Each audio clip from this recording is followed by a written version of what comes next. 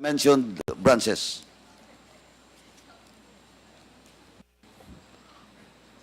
ABP, Camposano, would you like to respond? Different branches have different CI cash in vault levels, sir. Ang tanong ko nga magkano, yung sa branch na yon, yung sa Ultra, at saka doon sa Sio Boulevard. I'm not aware of the Shaw Boulevard branch, but with the DepEd branch, it's 10 million. 10 million. Okay, but the check that was in cash, or, that's why I want the manager of that such branch. Kasi alam ko, hindi niyo man masasagot. Pero I want her to be present in the next hearing because if the maximum reserve fund of that branch is only 10 million, the check that was it's either in cash or deposited to other banks or other bank accounts was 37.5 million. And it happens not only once, it happens several times. Tatlong cheque po dito ang hawak namin. Kompleto po, pati yung mga check number nandito. So, I hope, Land Bank, you bring your branch manager the next hearing. And please prepare also for the reserve fund of the Shaw Boulevard branch. Yes, sir. Now, let me proceed, Mr. Chairman. So what will, specifically, what will be, if in the case of the Ultra Compound branch, maximum is only 10 million. What will happen if the encashment is more than 10 million? And in this case, it's 37.5 million. We usually ask our client to call us in advance, 2 days or 1 day before the encashment, for us to prepare the amount. Okay, so 1 day or 2 days notice for the client. Yes. Okay. Now next. Di ba pag yung client, yung check is under the client's name, he should be or she should be physically present Yes, sir. during encashment. Yes, sir. Okay. So, yun. We will also check that. If Edward Farda, in the case of DepEd, and Jen Acosta is physically and personally present during the encashment. Okay? Yes. Now, next question. With the amount of 125 million and 37.5 million, this is just a matter of policy. And I do believe that he cannot bring it wherever he wants, if that was an encashment. So, what will happen?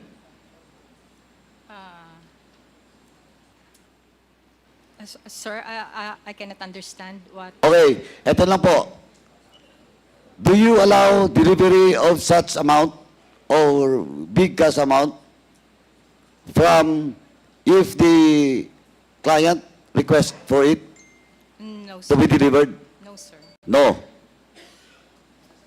Is it, are you sure of that, attorney? Are you sure that it is not allowed? It depends, sir. If we have a memorandum of agreement with the Ano lang po, with the client. paki-lapit-lapitan lang po.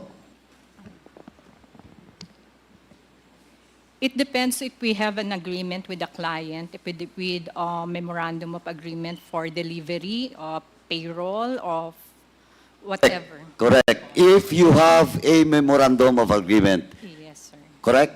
Yes, sir. Okay. So, ganito po.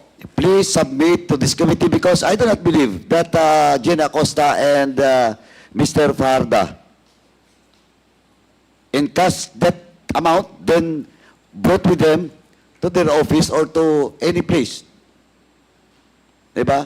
So, please bring and submit to this committee that MOA, particularly the branch that was mentioned.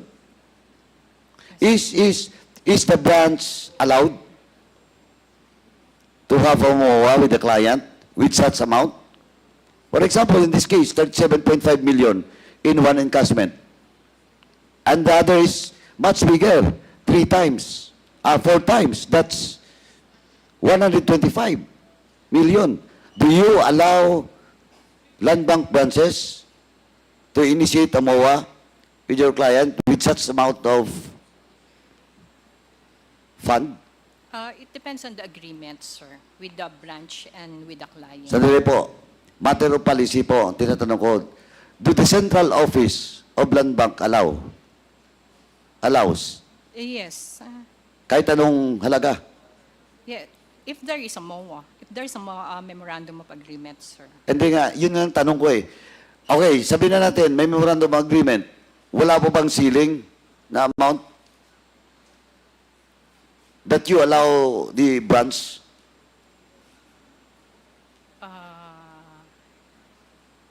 Okay, ganito lang po.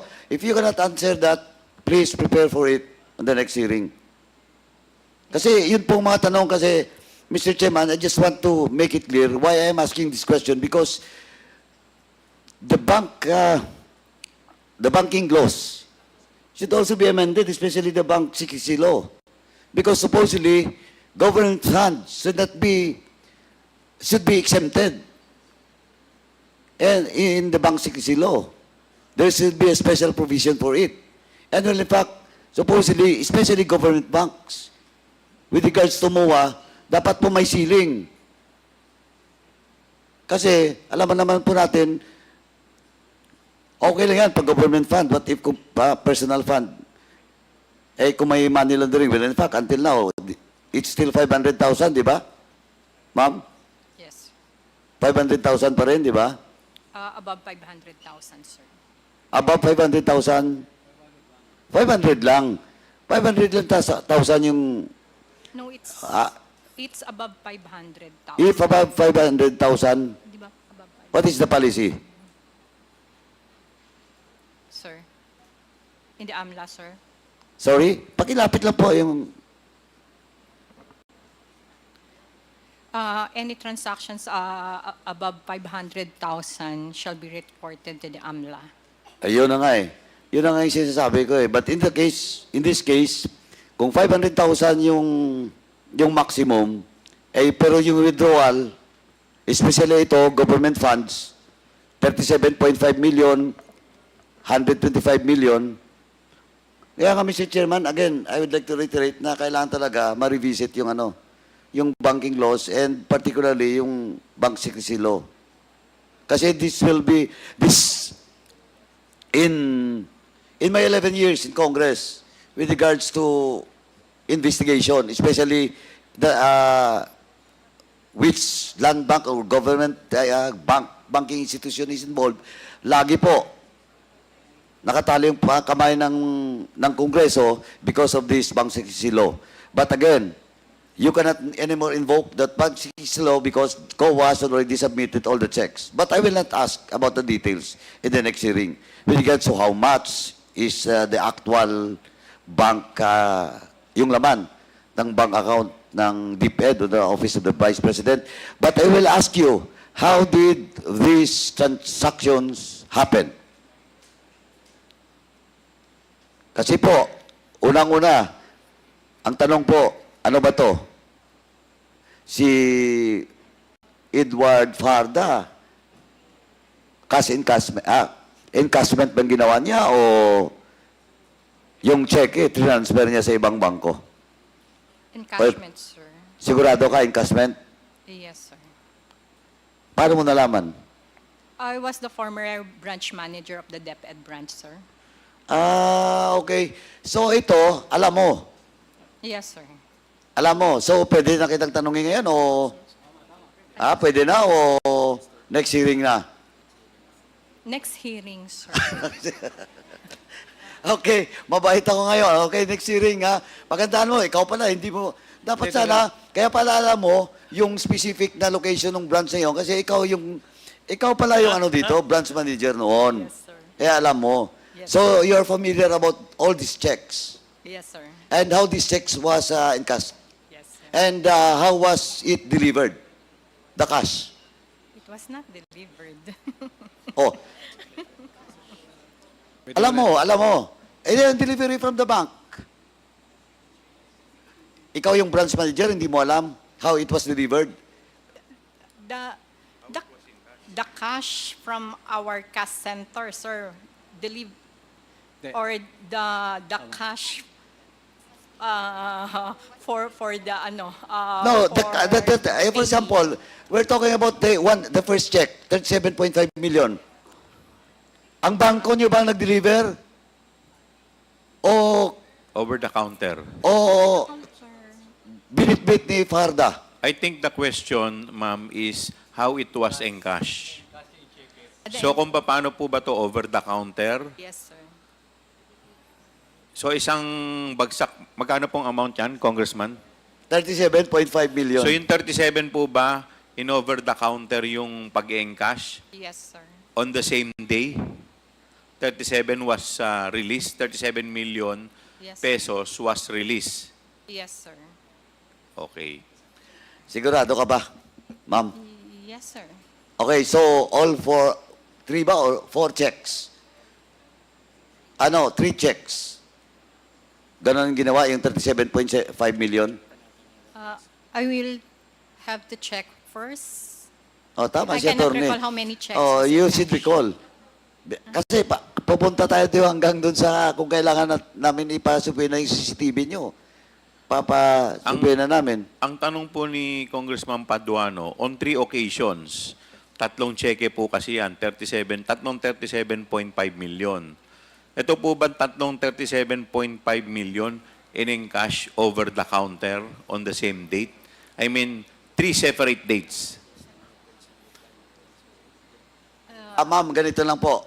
With this huge amount, para safe ka, baka mamaya magkamali ka, then gagawa ka ng kwento para to defend your position, at the same time yung opisina mo, better recall mo muna. Basta sabihin mo lang yung totoo, ma'am. Yes, Kung ano talaga nangyari. Yes, sir. Kasi, pag lumabas na nagsisinungaling ka, you will violate our Section 11.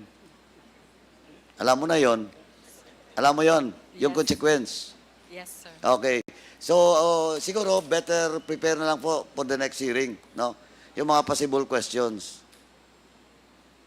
Be sure na kung transfer, it was transferred to other bank accounts.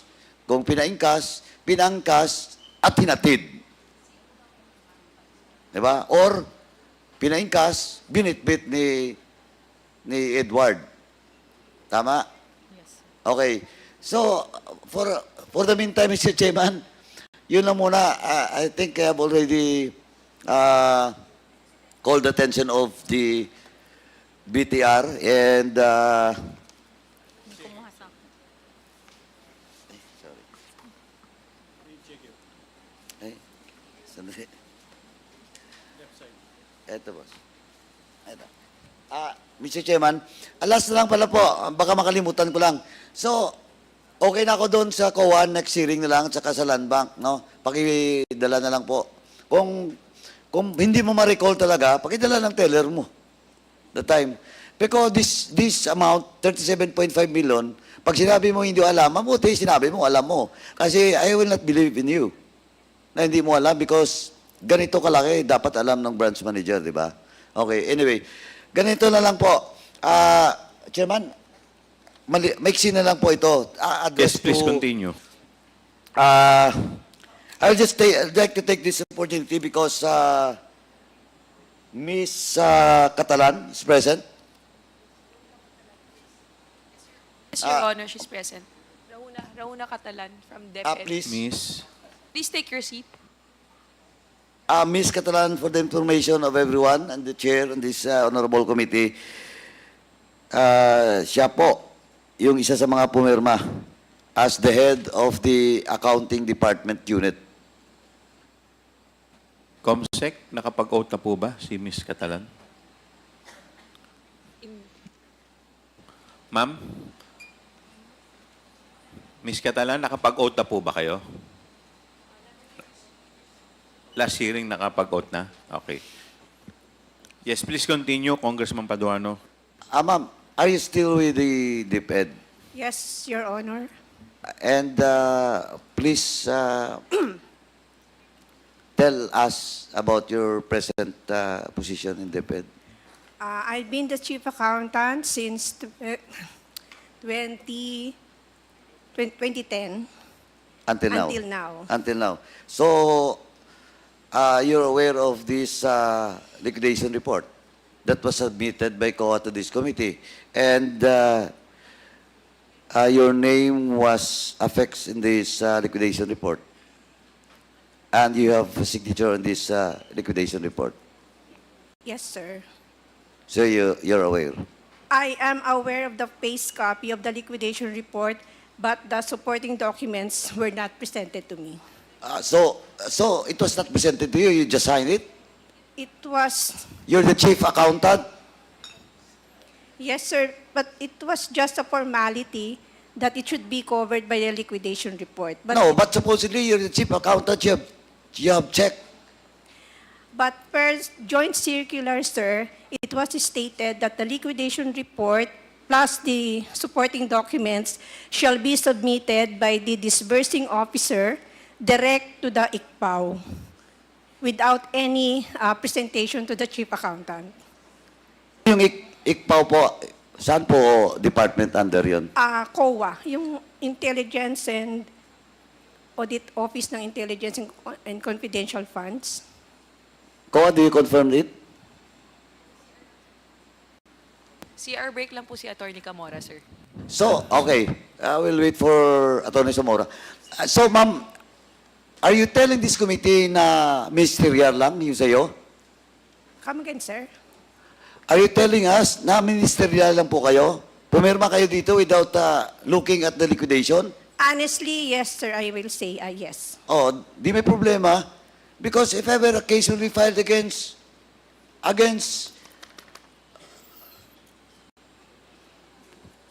dito po sa liquidation na may problema, pumirma ka dito, di part ka ng case. But then again, sir, under the joint circular, it was clearly stated that the documents and supporting documents to the liquidation report shall be directly submitted to the COA. And it means that it will not pass through the accounting. Oh, GMC, COA, pakicheck nga, shall. Mr. Chair, with the indulgence of Congressman Dr. Acop, Paduano. you're recognized. Madam Accountant, mukhang mali yata. If you read the joint circular, there's a provision there. Teka, hanapin ko. Kasi may kopya ko nun eh. Nakalagay doon, under paragraph 4.16, in case of misuse of the intelligence or confidential fund, and depending on the participation in the transaction, the budget officer, chief accountant, the treasurer, and the project officer may likewise be held accountable with the special dispersing officer. So you can be accountable, madam. It's a provision of the joint circular. But then again, Your Honors, per provision 6.1.8.4, it was stated that the supporting document should be submitted by the, no, it's not. So sorry, again. That, Mali yung binabasa mo. Sir- 6.1.8.4? sir, my apologies, sir. Oh, kasi Ay. mali eh. Okay. I have a copy of your circular here. Binabasa ko nga eh.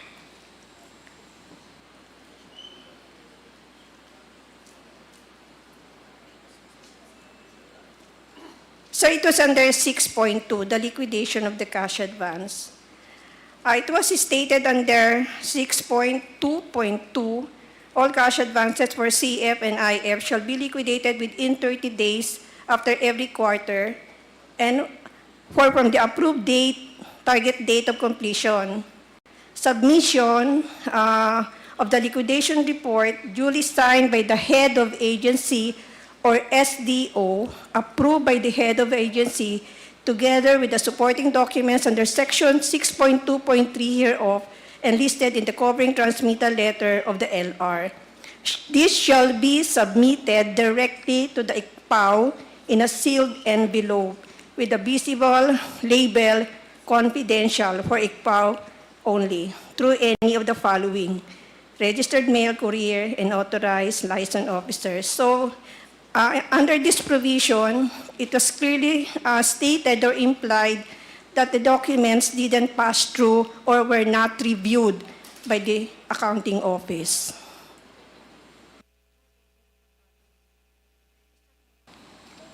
So how do you reconcile that with paragraph 4.16?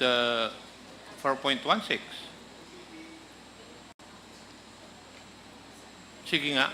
Kasi ini-excuse mo yung sarili mo because of a provision of the circular. But the same circular says that you can be accountable.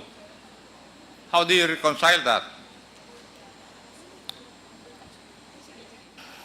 It could be stated here, sir, but honestly, and as I didn't, it was not presented really to the accounting office, the supporting documents. Hindi po yun ang tinatanong ko, madam. Ang tinatanong ko po, dinidepensa mo yung sarili mo using a provision of the circular, but the same circular states na ikaw ay accountable.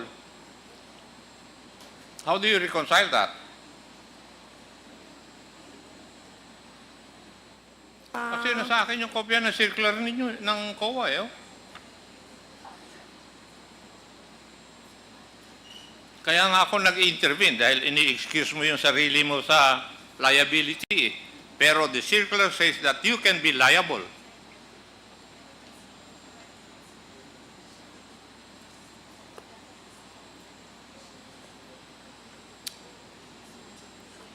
Diba? Yeah. You read 4.16.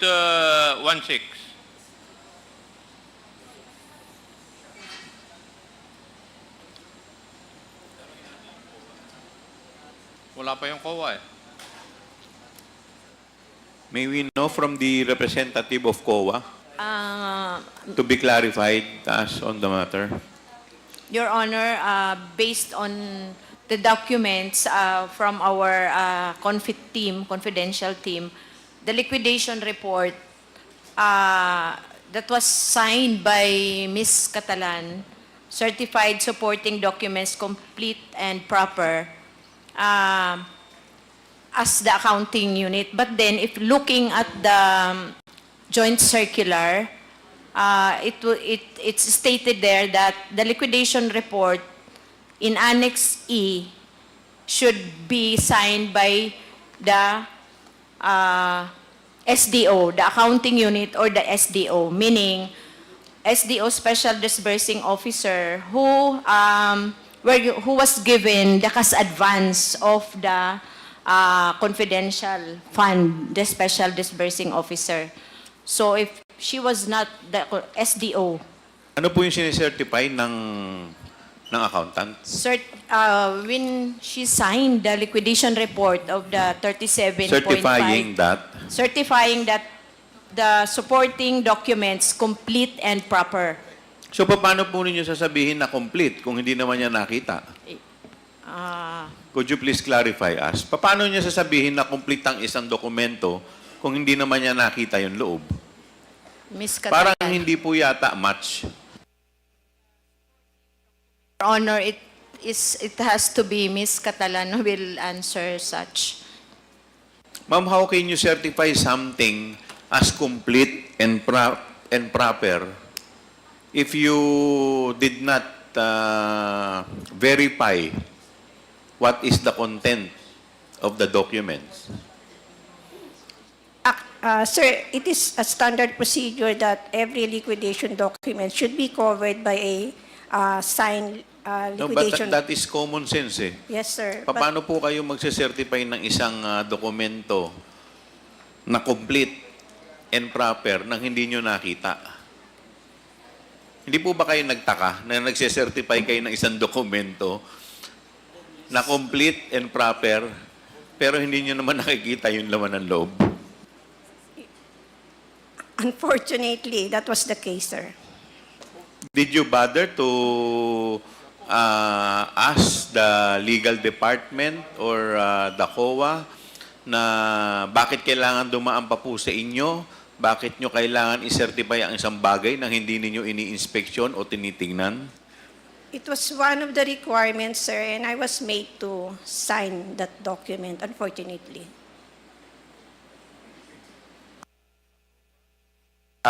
Chairman, ako rin I ask... Congressman Paduano, yes, thank you, please Chairman. continue. And I asked Ms. Catalan, yung tenure of office niya since 2010 pa. And I think they're doing it since then without checking the liquidation report. And ano na po, pumirma lang. But ma'am, eto ngayon nandito sa akin yung GMC, yung binasa mo is 4.2. Eto mama, yung 6.3.3.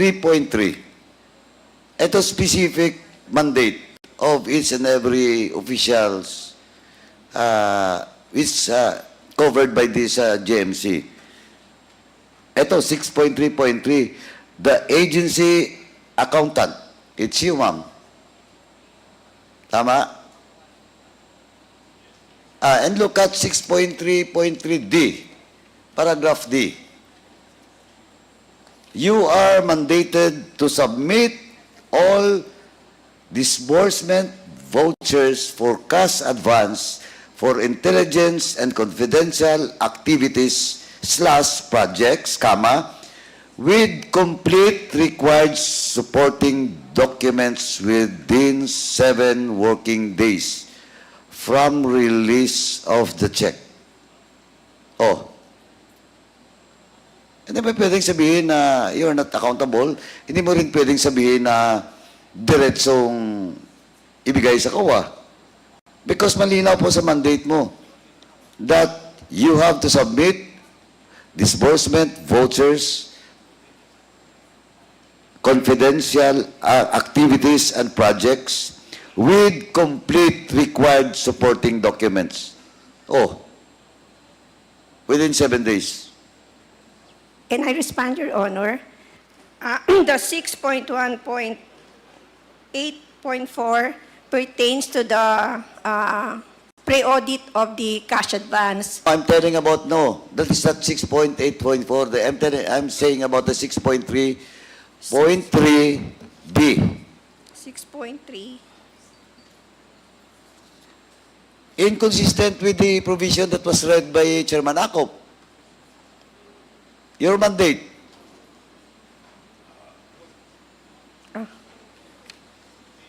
Anyway, Mr. Chairman, it is on record that that the chief accountant of the DepEd never bothered to check the liquidation report. He just signed it without looking at the details of such report. And it is on record, Mr. Chairman. May I respond, Your Honor?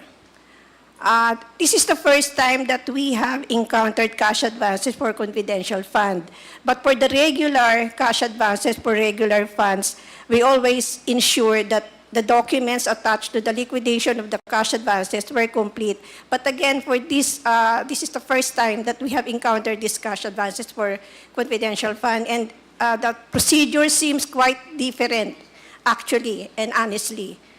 But of course, you have the joint memorandum circular, and there is a provision with regards to the mandate of the chief accountant, the SDO, and all other officials of agency. Malinaw po yun, ma'am.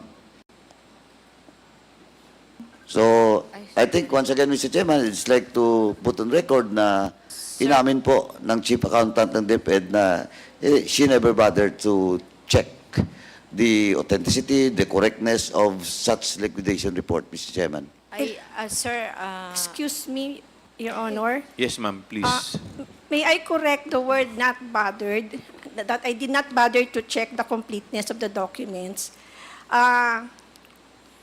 During that time, no matter how, maybe, this is the first time ngayon may cash advance ng confidential fund, but I was made to sign it. So, You were made to sign it. By whom? because it is a requirement that the liquidation should be covered by the liquidation voucher. What does this, ma'am? That is your mandate. And Yes. your statement that you signed it without looking at the details, di ba? And that is on record. Yes, sir, it was, O ano ngayon yung gusto mong i-explain? sir, I'm trying to explain that it was stated sa joint circular that it seems or implied that the documents, supporting documents, should be directly submitted to COA in sealed envelope. That is your interpretation, ma'am, that we have read the GMC. Yes, sir. Oh, now? What? Are you telling this representation that I'm wrong? And Chairman Akop? No, sir, my apologies if you have misinterpreted what I'm trying to No, explain. I did not misinterpreted you. You're telling me that my statement is not correct. No, sir, I'm not saying, I'm sorry po, I'm sorry, Your Honor, but I'm trying to explain on why I signed that liquidation. Oh, who tell you to sign the document? Are you forced to sign the document? Not really forced, but I was Not really. requested to sign the document. Oh, you signed the document, but you never bothered to read this mandate of yours? Ma'am, who ordered you to sign the document?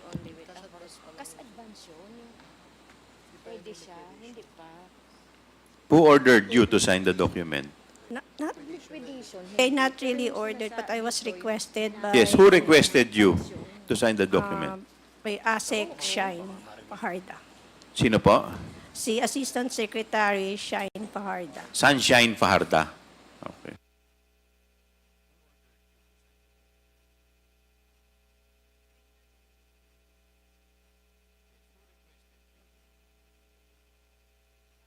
ASEC, sa anong department po? Department of Education po.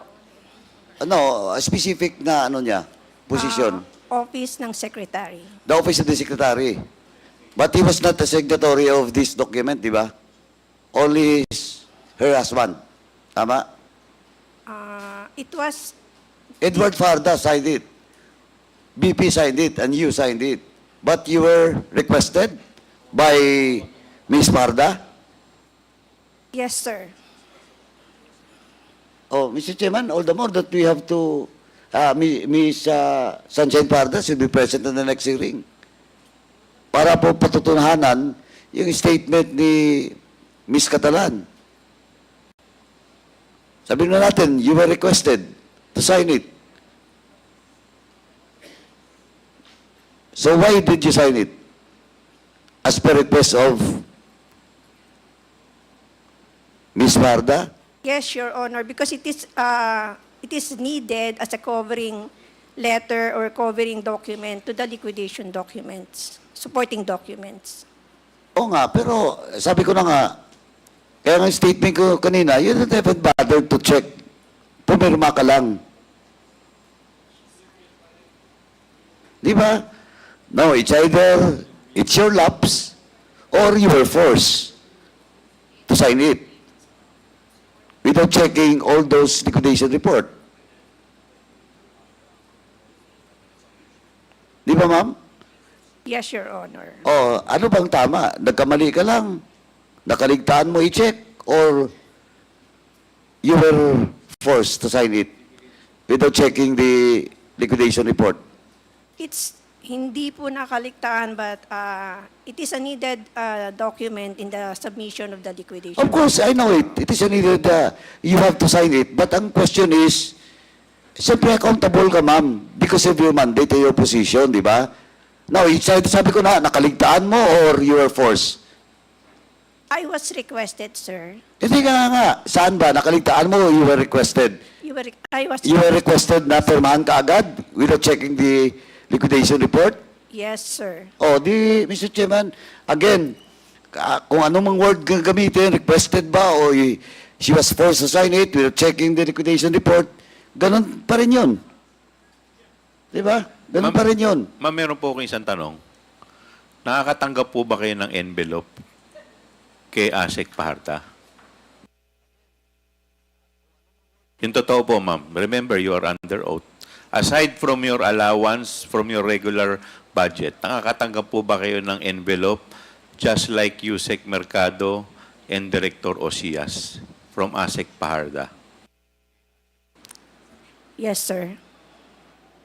Magkakano? Minimal amount lang po. Which is, how much po?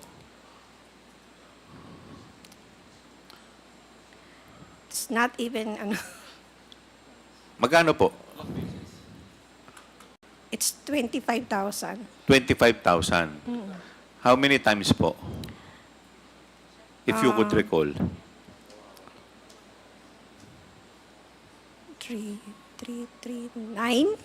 Ilan? 9 times. 9 times. From what month up to what month? Let me guess. From February to September? I think so, sir. So, nung September po, tumigil na. Yes, Your Honor. Just like Yusek Mercado. Tama po ba? Yes, Your Honor. So, thank you po.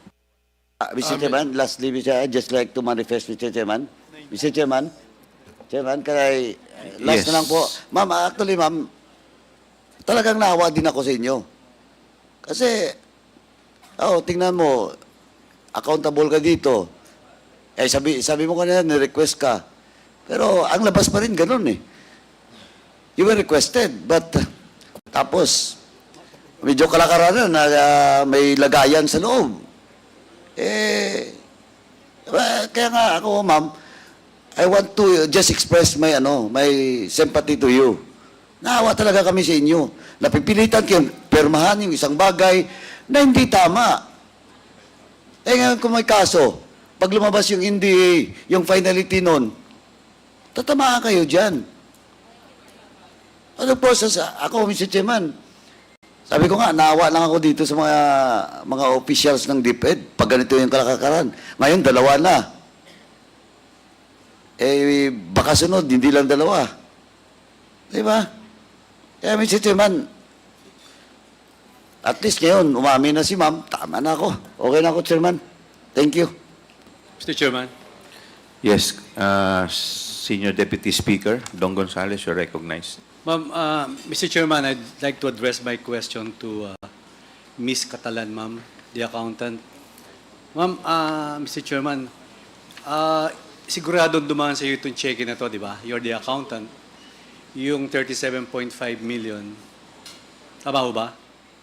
Your Honor, hindi po dumaan sa akin yung cheque kasi ang napadala po sa amin ay voucher. Tama. It would- Meaning to say, the voucher is the basis sa preparasyon ng cheque. Di ho ba? No?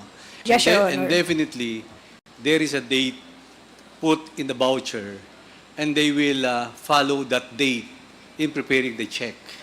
So the check was signed by, of course, Yusek Sibilia and Yusek Mercado. Ang napansin ko lang po dito, in your recollection, 2023 yung isang check, that was February 20, 2023. That's number 1 check for the 37.5. Number 2 check, I thought this is quarterly. Ang date po ng cheque is April 19, 2023. It falls down to 1 quarter. Isang quarter lang po yung 2 cheque na issue. Ang pangatlong na cheque na issue po ng November 23, 2023. Hindi po, na-issue po pala yung pangatlong cheque is July 11, 2023. In your recollection, tama ho ba itong cheque and based on your obligation, on your voucher during the processes of the vouchers into check? Parang tama po, Your Honor. Tama. So, tama ho ba yung tanong ko na per quarter at 2 cheque po yung ginawa niyong 37.5 in 1 quarter? Tama ho ba? No, Your Honor. Per quarter po siya. Per quarter is February. February for the first quarter, and then yung April for the second quarter, and then yung July for the third quarter. So, tama ho ba? Po. Okay. So, that is equivalent to 37.5 times 3. That is equivalent to 112.5 million. Number 2 question po. Itong 125 million under Gina Acosta, ang date po ng check na is July 13, 2023. Halos nagkasabay lang po yung July 11 ng DepEd at saka yung July 13 ng OVP. Ang OVP is 125 million and the DepEd is 37.5 million. Kaya ang tinatanong ko po, wala na po yung land bank, umalis na kanina.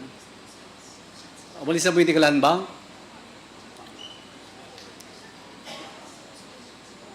So, meaning to say, ang July 11 at saka yung July 13, ang na-withdraw po is 37.5 million at saka yung 125 million. Tama ho ba sa, ay, hindi po kayo OVP pala, DepEd kayo. May OVP ba dito? OVP? Sa management, po. Wala. Kasi kung tignan mo itong dalawang cheque, isang mukha lang po ito eh. 2 days lang po ang diferensya. July 11 and July 20, 2023 of the amount of 37.5 and 125 million. Kaya tinatanong ko po sana yung land bank, kaso wala na. Next hearing ko na lang po, Mr. Chairman, tanungin. Kasi tatanungin ko siya kung paano niya na-withdraw itong 3 cheque at saka itong 125 million. So, Your Honor, Mr. Chairman, yun lang po. Maraming salamat. Thank Chairman. you. Thank you, SDS. Chairman. Interject Yes, lang. Congressman Lara, please. Yes, yung tanong chairman ni SDS Dong para sa OVP, I think nandito si Attorney Puga, baka pwede niyang sagutin yung tanong ni DS Dong. Mr. Chair? Yes, if I may nandito be- ang OVP, former din naman. Mr. Chair, if I may be recognized. Wala pa po kasi ako sa OVP nung 2023. I was with DepEd at that time, sir. So, I really wouldn't know kung ano yung nangyari dyan. Ano po kasi dating nakita ko lang po itong cheque Opo. na yung date kasi halos magkapareho po yung date. Yeah, opo. So, July 11, 2023, yung last check, the 37.5, at saka July 13, 2023, yung 125 million. Opo. So, meaning to say, Malapit. Opo. summation of that two equivalents to sum. Yes, sir. Yun po yung sinasabi. But, yun po. Unfortunately, sir, I got out of DepEd nung nag-resign si VP, which was already July 2024. I believe, sir. Andito pala yung land bank. Ma'am, sorry na. Andiyan na po yung land bank, SDS. Sorry ma'am, nakabalik kayo, di ba?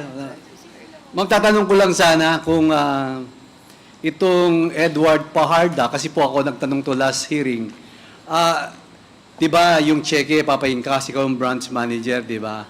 Pag ipapaingkas po yung cheque, nakaprepare yung pera, bigay mo sa counter. Pag binigay mo yung pera sa counter, may papipirma po kayo sa kanya, di ba? Yung receive the amount of this, and sa likod ng cheque, pipirma pa po si Mr. Paharda. Tama ho ba? Yes, sir. The client will sign as acknowledgement na And at the back of the nireceive niya check, yung cheque. The cash. the cash. So, pwede nyo kaming bigyan nung receiving copy, nung 3 receiving copy from Land Bank, yung 37.5 million. We will check our records, Yes, ma'am. sir. Thank you. Tapos, ma'am, number 2, itong kay Gina Acosta na 125 million, sabi nyo kanina sa Show Boulevard po to, pinahingkas. Pwede po, yung sino nag-receive nitong July 13, 2023, na pinahingkas po niya yung 125 million. At yung July 11, na pinahingkas naman ni Edward Parda under your branch. Para ipagsusog lang po natin yung dalawang cheque. Pwede ho ba? We will check our records, Thank you, sir. Mr. Chairman. Thank you. Mr. Chair, I'd like to ask the question to Ms. Catalan. Do you realize your accountability on this and consequence of what you did, Ms. Catalan? Yes, Your Honor. I would like to ask once again, were you requested or were you pressured? I was requested, sir. You were requested. You were not pressured at all.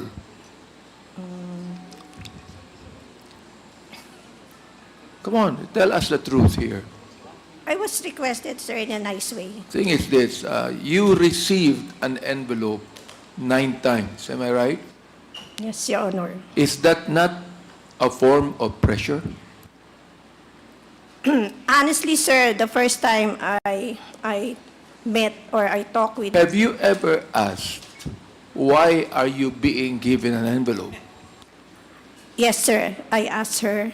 But What was the answer? it's just an allowance from the Vice President. Was that? It was just an allowance from the Vice President. Actually, I Is asked that allowance. is that liquidated, or is that recorded, or is just given to you? Because it's a bit different when you say allowance and it's just an envelope given to you. Am I right? Sir, the first time I received it, I honestly asked Shine, Ma'am, is it part of the confidential fund? Sabi niya, no. It was just an allowance from the Vice President. So, for me, honestly, I received it knowing that it Okay. was not part of the Who gave you confidential the Who gave you the envelope? fund. ASEC, Sunshine Fajarda. Who requested you to sign the accounting report? It was also ASEC Shine Fajarda. Therefore, if it was ASEC Fajarda who requested you, as you said, to sign, and she is also the one that gave you the envelopes, would you not think that it's a form of pressure on your part? Come on, but please tell us the truth here. Because look, I think you know what I mean, isn't it? I do not think that you are going to receive envelopes from the same person that requested you without you realizing the pressure of signing it. Ms. Catalan. Your Honor, at the first giving of the envelope, I honestly asked ASEC Shine if it is part of the confidential fund. Sabi niya, hindi, this is just an allowance from the Secretary. So I trusted her word for that. And without any thinking na it was really part of the confidential fund, honestly on my part. So I received it honestly on my part without any, it was part of the confidential fund. I am saying this to you because alam mo, talagang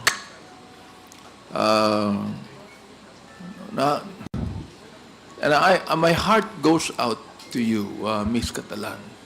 You know, I think it would be best that, you know, in your own heart, you have been pressured because you received the envelopes. They're not only being requested. You have been pressured because you received envelopes thinking that they are just allowances, but you know it is never recorded. It is not part of the budget that was given to the OVP or the Secretary of Education. It's not part. Did you sign a voucher for it? No, Your Honor. See? I mean, so what I'm saying is this. Those 9 envelopes you received is a form of pressure on your part or on the part of the same person that asked you to sign. Ms. Catalan. Am I right? Yes or no? No. Yes or no? Maybe, Your Honor. No, it's not maybe. It's yes, isn't it?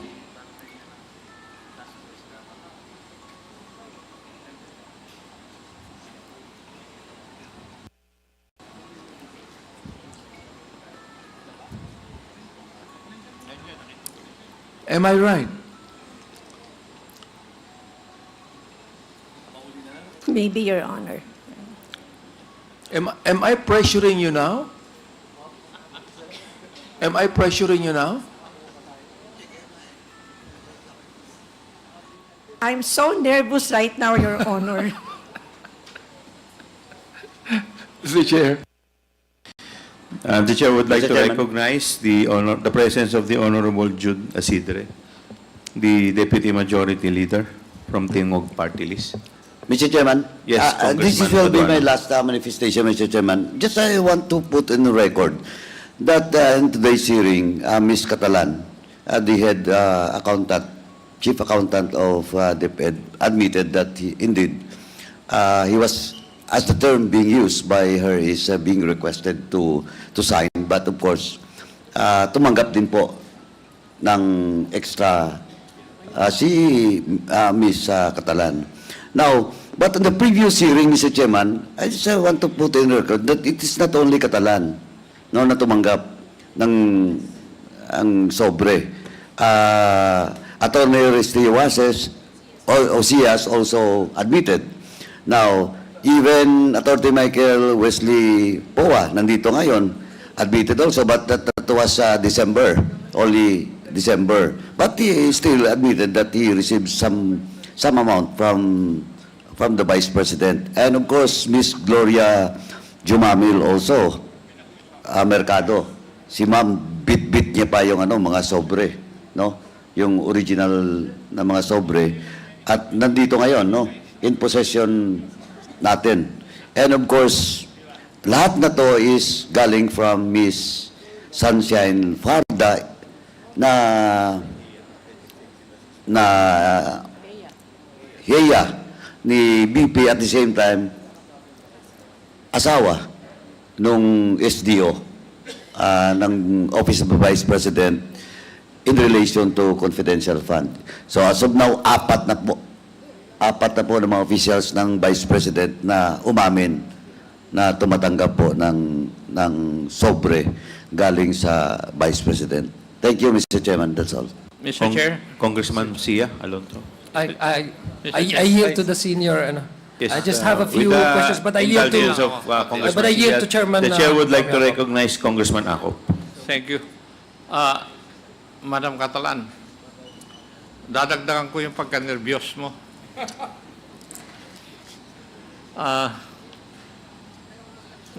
Nag-iisip lang ako dun sa sinabi mo na noong binigyan ka ng unang sobre, sinabi mo kagad, ang tanong mo kagad galing ba ito sa confidential fund? Tama po ba yung pagkarinig ko? Yes, Your Honor. Bakit ganun ang tanong mo? Because honestly, I'm wondering ba't ako bibigyan? And during... Ngayon, it was after honestly, the... nagtanong ka kung bakit ka binibigyan. Ano ang sagot doon sa tanong mo na yun? But I was made to understand by ASEC China, it is an allowance from the secretary, Kayo po ay accountant, di po ba? Yes, Matanong sure. ko po kayo, saan po nanggaling na pondo, ang source of fund, nung allowance na binigay sa inyo? Well, I didn't have the courage to ask for that anymore. Uy, tinanong mo, you had the courage to ask, galing ba ito sa confidential fund? Tapos you did not have the courage to ask, saan galing yan kung hindi galing sa confidential fund? Di po ba? Sure, Honor. Di ba may lakas kang loob na tanungin, galing ba ito sa confidential fund? Pero hindi mo tinanong nung sinabi niya, hindi galing sa confidential fund yan. Saan galing? Di ba dapat yun ang sunod na tanong? Following your line of questioning. Kasi, madam, it is irrelevant whether you're aware of what you have signed or not. Kasi under the circular, you can be also liable.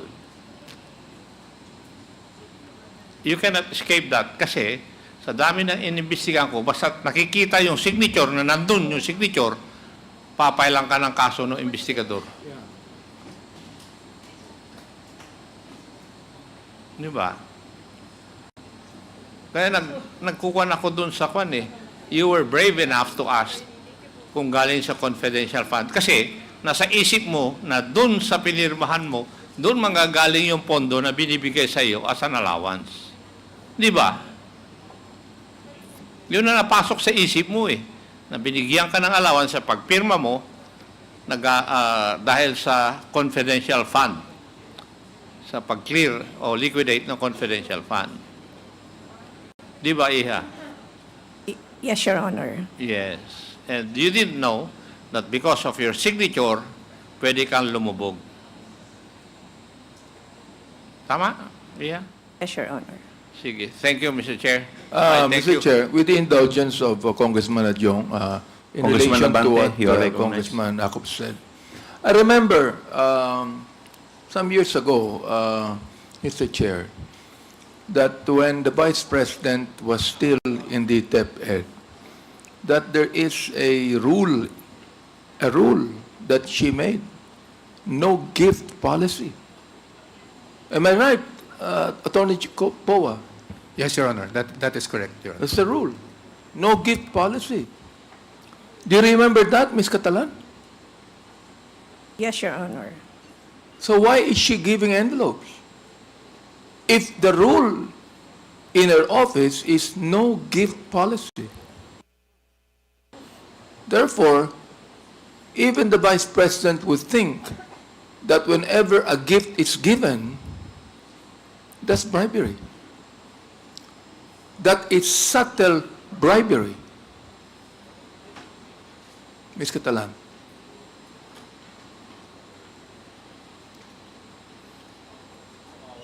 Maybe. Not maybe. Sabi mo sa akin, no gift policy. So therefore, if the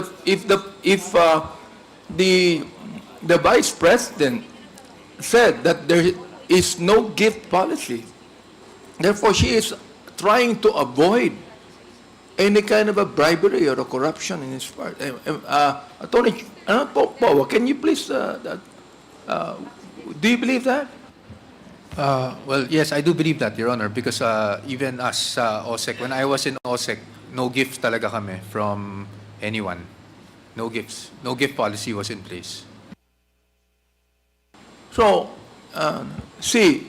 nakita niyo yung answer ng dating spokesperson ni Vice President, am I right? That's the reason why I'm asking you if you are pressured.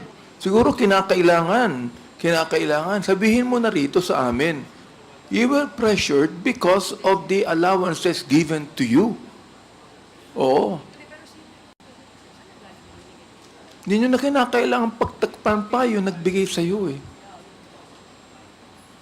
Ikaw, Miss Catalan, ikaw po ang accountable dito, ikaw ang kawawa dito. You do not even need to protect those that gave to you the envelopes. Because the fact is this, when the rule in the Vice President's office is no gift policy, she would think that to be corruption. Oh, therefore, yung pagbigay ng allowance sa iyo is actually subtle bribery.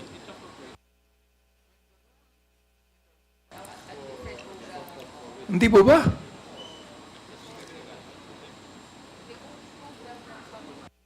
But according kasi kay Attorney Shine during that time, it came from the secretary and who was really just maybe, he was just grateful dun sa performance namin. So I considered it not really a form of bribery, or I was not pressured to sign the liquidation voucher, but I was requested to sign it, sir.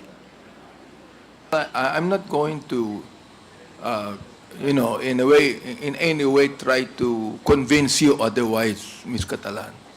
What I'm just trying to say is, when the rule of the Vice President is no gift policy. In fact, hindi nga siya tumatanggap ng gift sa amin eh, kahit nabigyan namin siya eh. Hindi siya tumatanggap eh. Ngayon, kung siya mismo hindi tumatanggap, ba siya nagbibigay sa inyo? As a form of gratitude.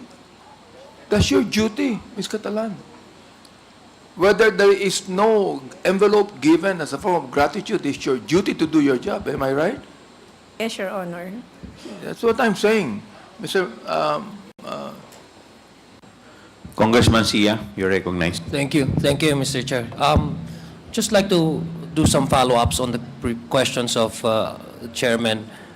Ms. Catalan, I'd like to know, I think this has already been asked of you, pero I'd like to know, how long have you been working in DepEd? I'd been with the department for almost 36 years, sir. 36 years. As a accountant, no, familiar naman po kayo sa trabaho ninyo for the past 3 decades. Alam niyo po yung differences between incentives, bonuses, allowances, hindi ho ba?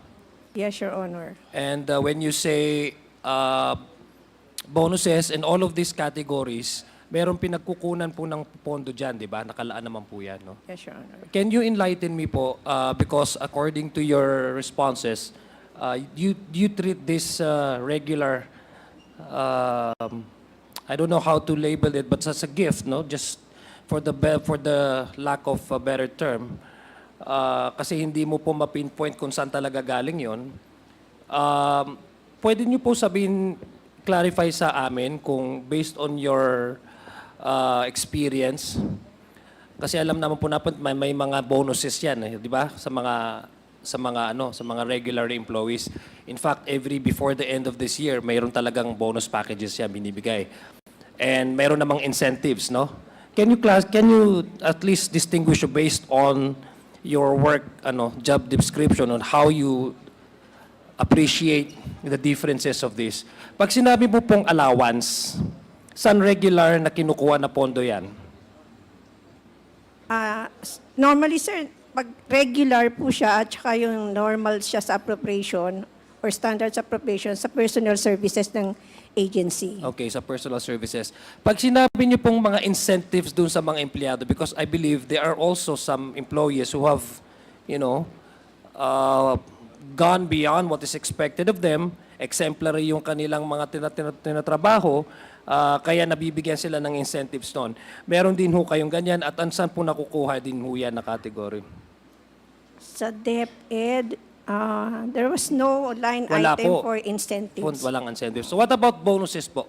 Bonuses meron po, sir, sa personal services po Sa siya. personal services, okay. So these allowances and these bonuses are regular funding. Yes. Tama po Yes, ba? sir.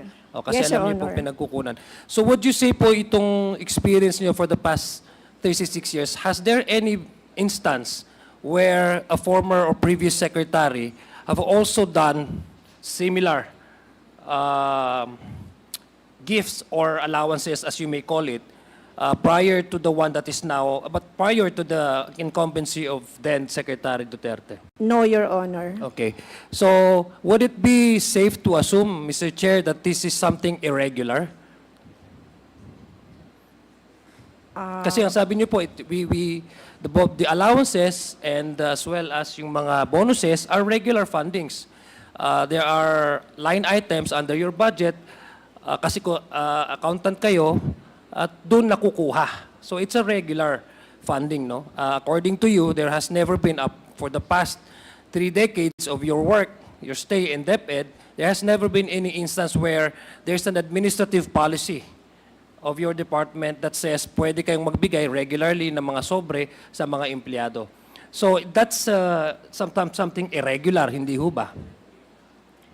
Sir, I was made to understand that the allowance came from But the you have secretary but you have personally. already described to us that the appreciation of allowances is actually based on irregular funding that is allotted to. So what else can you describe that kind of pabuya, halimbawa, o pagbibigay sa inyo? Since according to you, hindi naman siya nagpo-fall as an allowance. I was made to understand that it came from her personally. Yeah. Personal money niya. I was made to understand that it came from the personal money of the secretary. Okay, so what do you, was there any instance, for example, na sabi nga ni Manong Romy kanina, what made you first ask si attorney na ito ba'y galing sa confidential funds, hindi ho ba? That's your initial Ibig sabihin, you already had a prejudgment that this may come from the confidential funds. And then later on, you were made to believe, according to you, that it's come from the budget of the OVP. Personal budget of the OVP. Sa inyo po bang palagay? I'm just asking you now, not as a consultant, but as a regular, average-minded person. Sa panyo palagay, kaya ho ba yun ng isang tao nang magbigay ng ganung regularly ng amount based ho doon sa sitwasyon nung nagbibigay? In this case, Secretary? Just your, or your, just your, you know, your... Sa akin, sir, kasi kaya naman niya kasi malaki naman sweldo ng secretary. Okay, so ang palagay niyo doon doon sa inyo napupunta, yung kanyang, sa palagay niyo yun? Yun, sir, honestly. Yun ang palagay ko. Kaya I was made to understand that it came from the personal money of the secretary. Okay, so gusto ko lang pong malaman na Ms. Catalan, how often did you receive these funds? I mean, this Monthly. monthly. So ilang months po kayo nag-receive ng ano? February to... So when did it start? When did it start? Kasi sinabi nyo confidential fund. When did it start? When the confidential fund was requested? When was the confidential fund requested again? The first issuance of the confidential fund was around February. So when did you receive the allowance? After the release of the cash. Of Okay, the so check. that made you think Yes, that it's a confidential. yes. But prior to the confidential fund, you were never received any. No, Your Honor. Okay, so hindi mo masasabi na galing personal money niya yun. Again, I trusted. Yeah, but you said, Ms. Catalan, that you made to understand that it was malaki naman ng sweldo niya. So bakit nung umupo siya, hindi na siya nag-start magbigay? Bakit nag-start siya magbigay nung first na na-release na rin yung confidential funds? I think that's what made you think that it's part of the confidential funds. Again, Mr. Chair, just a manifestation na sabi nga, it's something irregular. It does not happen, no? In the previous, it did not happen prior to the release or request of the confidential funds. That would be all, Mr. Chair. Thank you very much. Mr. Chair, Congressman Abante. nakatanggap po kayo ng 9 envelopes na nagkakahalaga ng 25,000 each, di ba? Yes, Your Honor. That would be around almost 250,000 all in all. Kung 10 yan, 225. 225,000. So alam niyo po, that is 225,000 in all. Alam niyo yon. Yes, Your Honor. And kailan po natapos yon? Ng pagbibigay? September po. September of last year? 2023, Your Honor. September of 2010. 2023. Your Honor. 2023. Oo. Kailan po natapos ang pag-release ng confidential fund? Third quarter, Your Honor. Ng I cannot- 2023. July po yung release ng check for the third quarter. Of 2023, Yes, sir, correct? Your Honor. Oo. So hindi pa kayo nakahalata na that's part of the of your responsibility of signing. Yun nakukuha niyong allowances. Remember, ha? Tinan nyo, maigi. 225,000. Alam nyo, pinilang nyo, you counted it.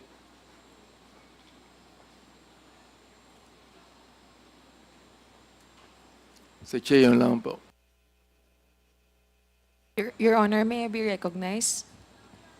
Committee Secretary, Your Honor. Comsec, you're recognized. Your Honor, we would like to recognize the presence of the Honorable Lord Dan G. Suan from the 1st District of Cagayan de Oro. Welcome, Your Honor. Congressman Mr. Chair. Isidre. Mr. Chair, gusto ko lang Yes, itanong Congressman kay- Isidre, you're recognized. Mr. Chair, gusto ko lang balikan yung sinabi kanina ni Ms. Catalan na yung paniniwala po niya, yung pera na ibinigay sa kanya nanggaling po sa sweldo ng dating sekretary. Tama po ba? Personal money po niya, Your Honor. Pero narinig ko kanina sweldo, di ba? Tinanong kasi kung naniniwala ako na kaya. Sabi ko naman, kasi malaki naman sweldo niya. Pero for the record lang, may sweldo ba si VP Sara as Secretary of Education? Wala, Your Honor. Nasa OBP siya. Okay, yun lang po.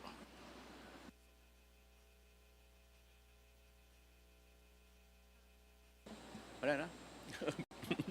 Mr. Chair, Please continue. pwede po bang maitanong kay Yusek Mimpin po? Pwede po bang ma-request na sumagot ng tanong si Yusek Mimpin? Yusek Mempin.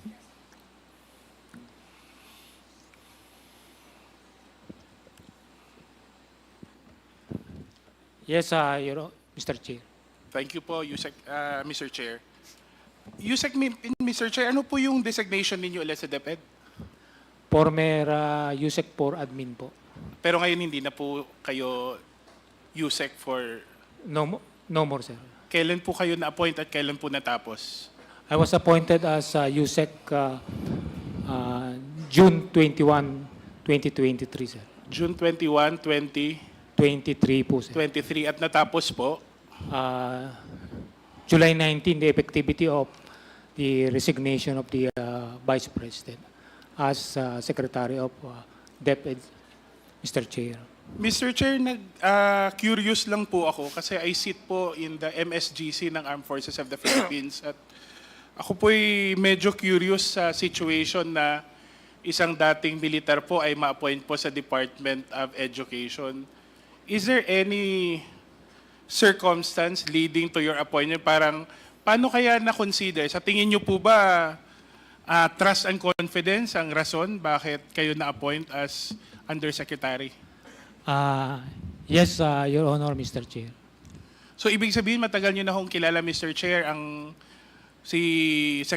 dating Secretary, si Vice President Sara Duterte? That's correct, Your Honor, Mr. Chair. Kailan po kaya, Mr. Chair, ninyo naging kilala si VP Sara? When I was designated as the commander of Task Force Davao in 2017, Your Honor, Mr. Chair. So, na-appoint po kayo sa Davao? Yes, sir. Sa as Task the- Force Davao po, Mr. Chair. Yes, Your Honor. Tanong ko lang po, Mr. Chair, paano po nakatulong yung experience nyo bilang military person sa DepEd po? Sa inyong trabaho sa DepEd, Mr. Chair? Your Honor, Mr. Chair, I do believe our leadership and management style was the basis because actually I was designated USEC for admin and not on more on the education like the curriculum and teaching strand. So when I was recruited, I accepted the offer of the Vice President and former Secretary, Your Honor. So, Mr. Chair, sa malamang sa hindi po, naging kasama din po kayo sa pagbalangkas o di kaya sa pag-monitor yung mga activities regarding insurgency, recruitment ng mga grupo dun sa DepEd, sa mga estudyante o di kaya sa mga teacher? No, sir, because when I was actually as Congresswoman Luis Tro,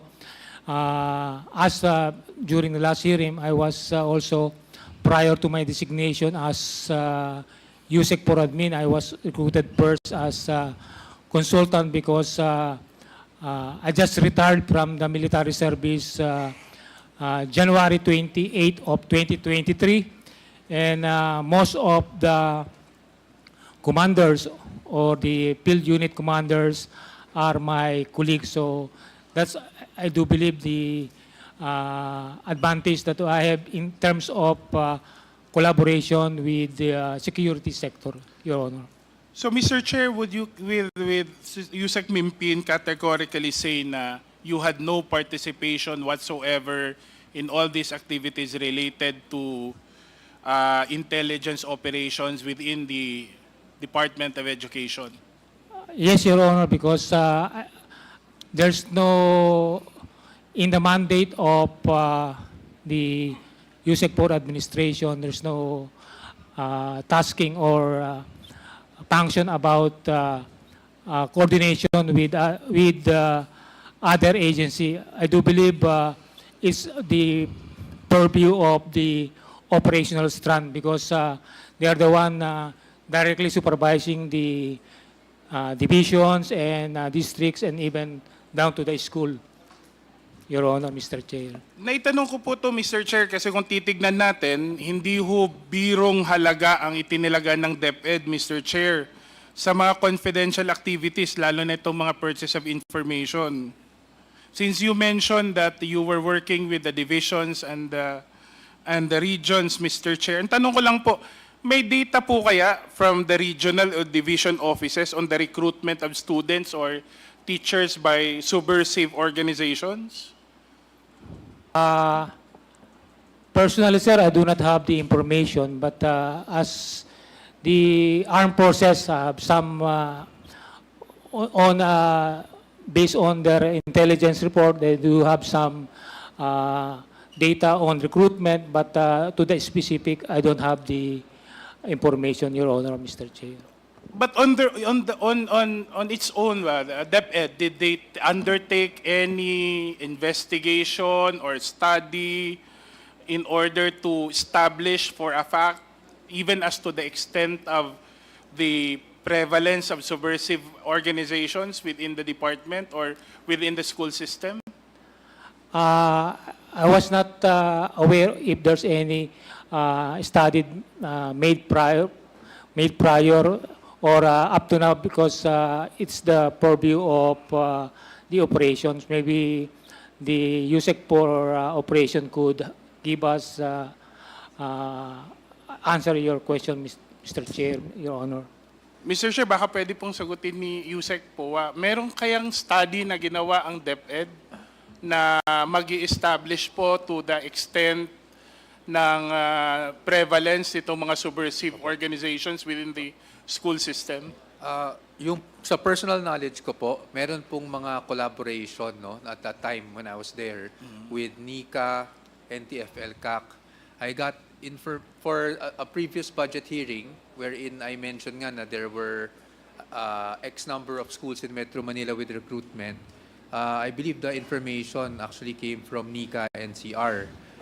But with yung talagang operationalizing yung pag-check kung saan may recruitment, wala po akong personal knowledge. I was actually looking at USEC RevC, so she's the USEC for operations, to check, no, kung meron siyang knowledge on that. Pwede ba natin tanungin si USEC RevC kung meron? Sorry, Your Honor, Mr. Chair.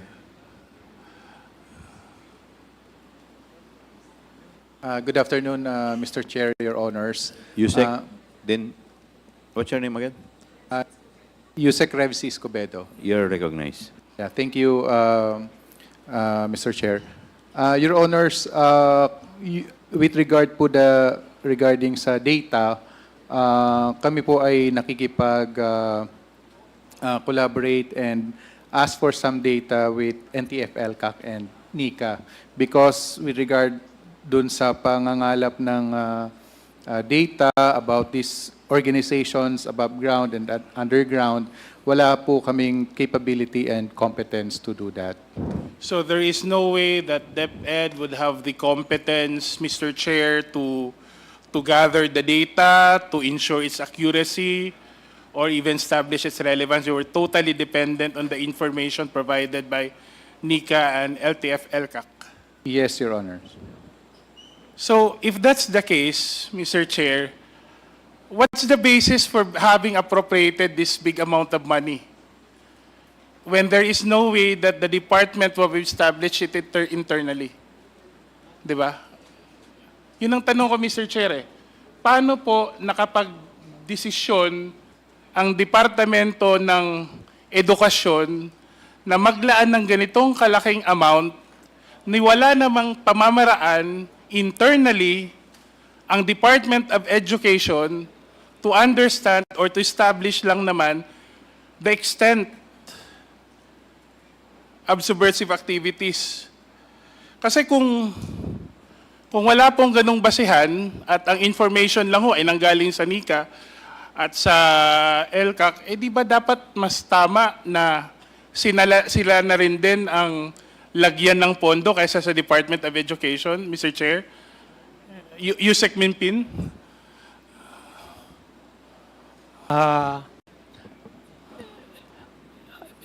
May I elaborate? Sir? Actually, the Department of Education, as the trust of former Secretary, the protection of children, that's why there's a collaboration between security sector, meaning the armed forces, the Philippine National Police, wherein they conducted information education campaign and also the wireless and even the campaigns against drug because, for example, nabanggit na po kanina yung conduct of wireless. Sa wireless po kasi is a program of... Mr. Chair, I'll cut you there, sir. There is no question about fighting insurgency. There is no question against responding to all these threats. But the thing is, there must have been a measurable way of determining ganito ang kailangan naming amount kasi ganito nakalaki ang problema. Ang tanong, meron bang ganyang ginawa sa loob ng DepEd to be able to justify assigning this amount for this kind of activities? Your Honor, Mr. Chair, I was not aware if there's any. Yusek, meron, Yusek, Mr. Chair, Yusek, Mr. Chair, if I may be recognized. Mr. Chair, when the amount was proposed under, I believe, for 2023, no, so 2022 budget, I was still a spokesperson. I was not part of OSEC, so I had no, I cannot give you any information on how the amount was derived, Your Honor. I think, Mr. Chair, the reason bakit walang makasagot ng direkta kung may empirical basis for assigning funds to these activities is because there is no basis at all. And if we can say that there's no basis and we cannot establish qualified outcomes kasi nga hindi natin ma-justify kasi wala din tayong basis, hindi rin natin ma-establish yung outcomes, pwede ho natin, ako sa aking pananaw, pwede nating masabi na hindi talaga nangyari yung mga purchase of information, hindi talaga nangyari itong mga confidential activities. At basically, kailangan nating tanungin saan ba talaga napunta yung pera na nilaan for confidential funds. That's all, Mr. Chair. Thank you. Yes, Congresswoman Luistro. Follow-up question for Yusek Mempin. Yusek, as shared earlier, it was stated by the Vice President during the press con na ang confidential fund po ng DepEd ginamit to obtain information so they could inform the military and the LGU where to hold the youth leadership summits and the information education campaigns. Are you aware, Yusek Mempin, sino po ba itong naging source ng information? Who were the basis of the information given to the military and the LGU?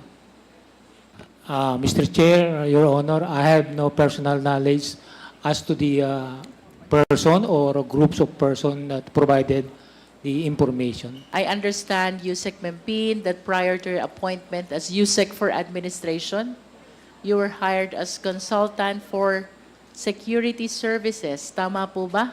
That's correct, Your Honor, Mr. Chair. And I am inclined to believe that for concerns pertaining to security, kayo po yun. Was there never an instance that you were consulted as to the possible source of information? Your Honor, Mr. Chair, my role as consultant on security matters is, as also mentioned by Yusek Rebsi, is coordinating and collaborating with other security sector as to the status of their intelligence collections and their efforts with regards to the protection of youth, particularly children, ma'am. Let us be very specific, Yusek Mempin, as to the possible sources of confidential information to be provided to the military and to the LGU. Kayo po ba ay may nalalaman dito? Personally, I have no direct information, ma'am. Kung wala po kayong nalalaman dito, Yusek Mempin, then who among the officials of the DepEd has knowledge about the sources of information? Personally, ma'am, I don't have, because as also I'm in my capacity as Yusek for administration, I was not in terms of particularly National Task Force LCAC, I was not the one representing DepEd and other security cluster. I am only member of the requested to represent the secretary in the Anti-Terrorism Council, which is more on the extreme terrorism and the extremism. In other words, Yusek Mempin, you have no knowledge at all about the sources of this confidential information. That's correct, Your Honor, Mr. Chair. During the last hearing, you testified that you were the one who requested for the certification of the 4 AFP officials. You confirm this? That's, yes, I confirm, Your Honor, Mr. This Chair. include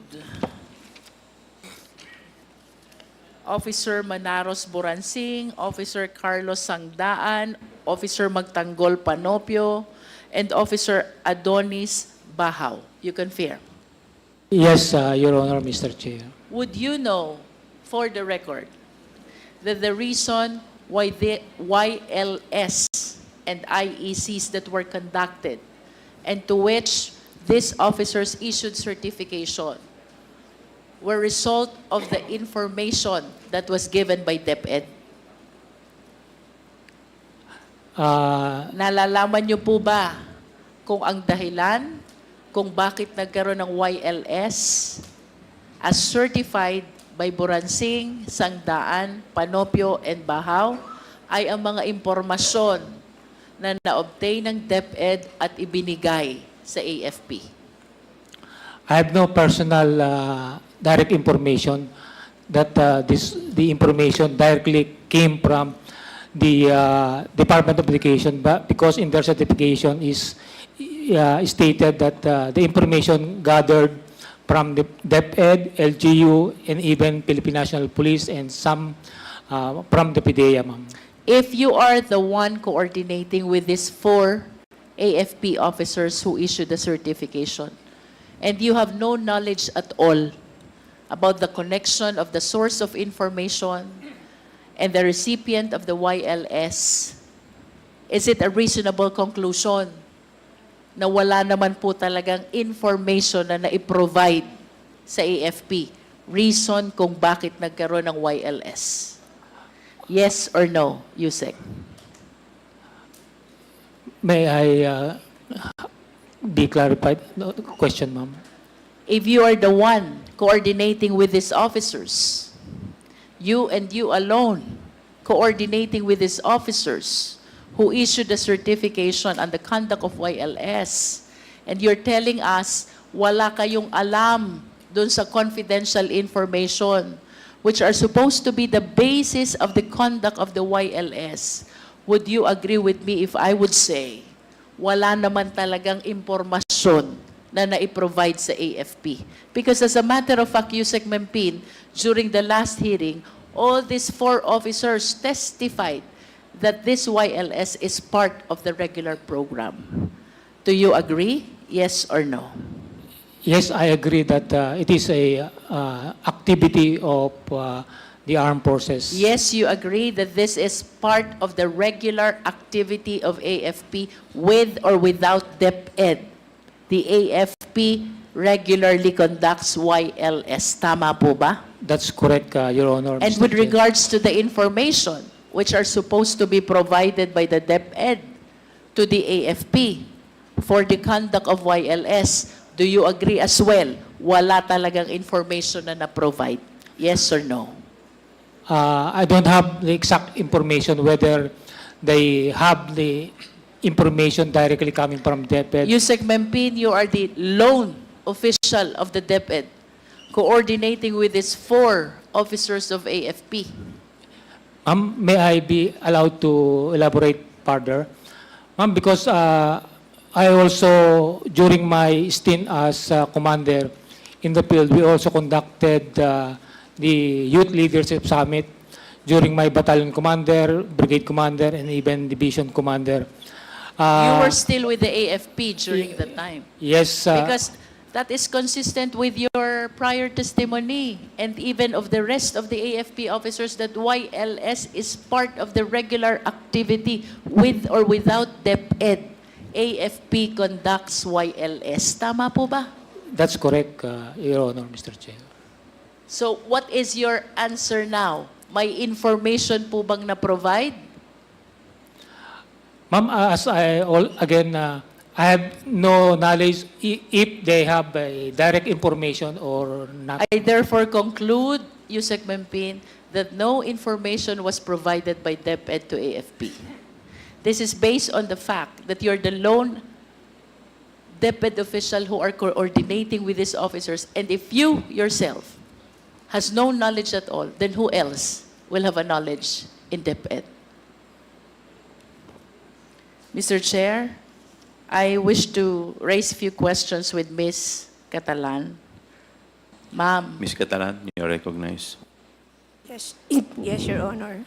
what made you decide to disclose the information to the committee that you received 9 envelopes? I was just being honest because the Honorable Chair has asked me. But what were you thinking when this question was raised? Were you thinking that it will incriminate you into an offense or crime, or were you thinking that it is just okay to disclose because you honestly believe that the same came from the personal money of the Vice President? As I mentioned earlier, I was made to understand that the money came personally from the Secretary. Ano po bang diferensya o pagkakaiba, Ms. Catalan? Kung yun po bang pera ay galing sa confidential fund at kung yung pera ay galing sa personal na pera ng Vice President, may diferensya po ba yun? Yes, ma'am. Kasi nga, kaya ko siya tinanong nung una, is this part of the confidential fund? And I was made to understand na no.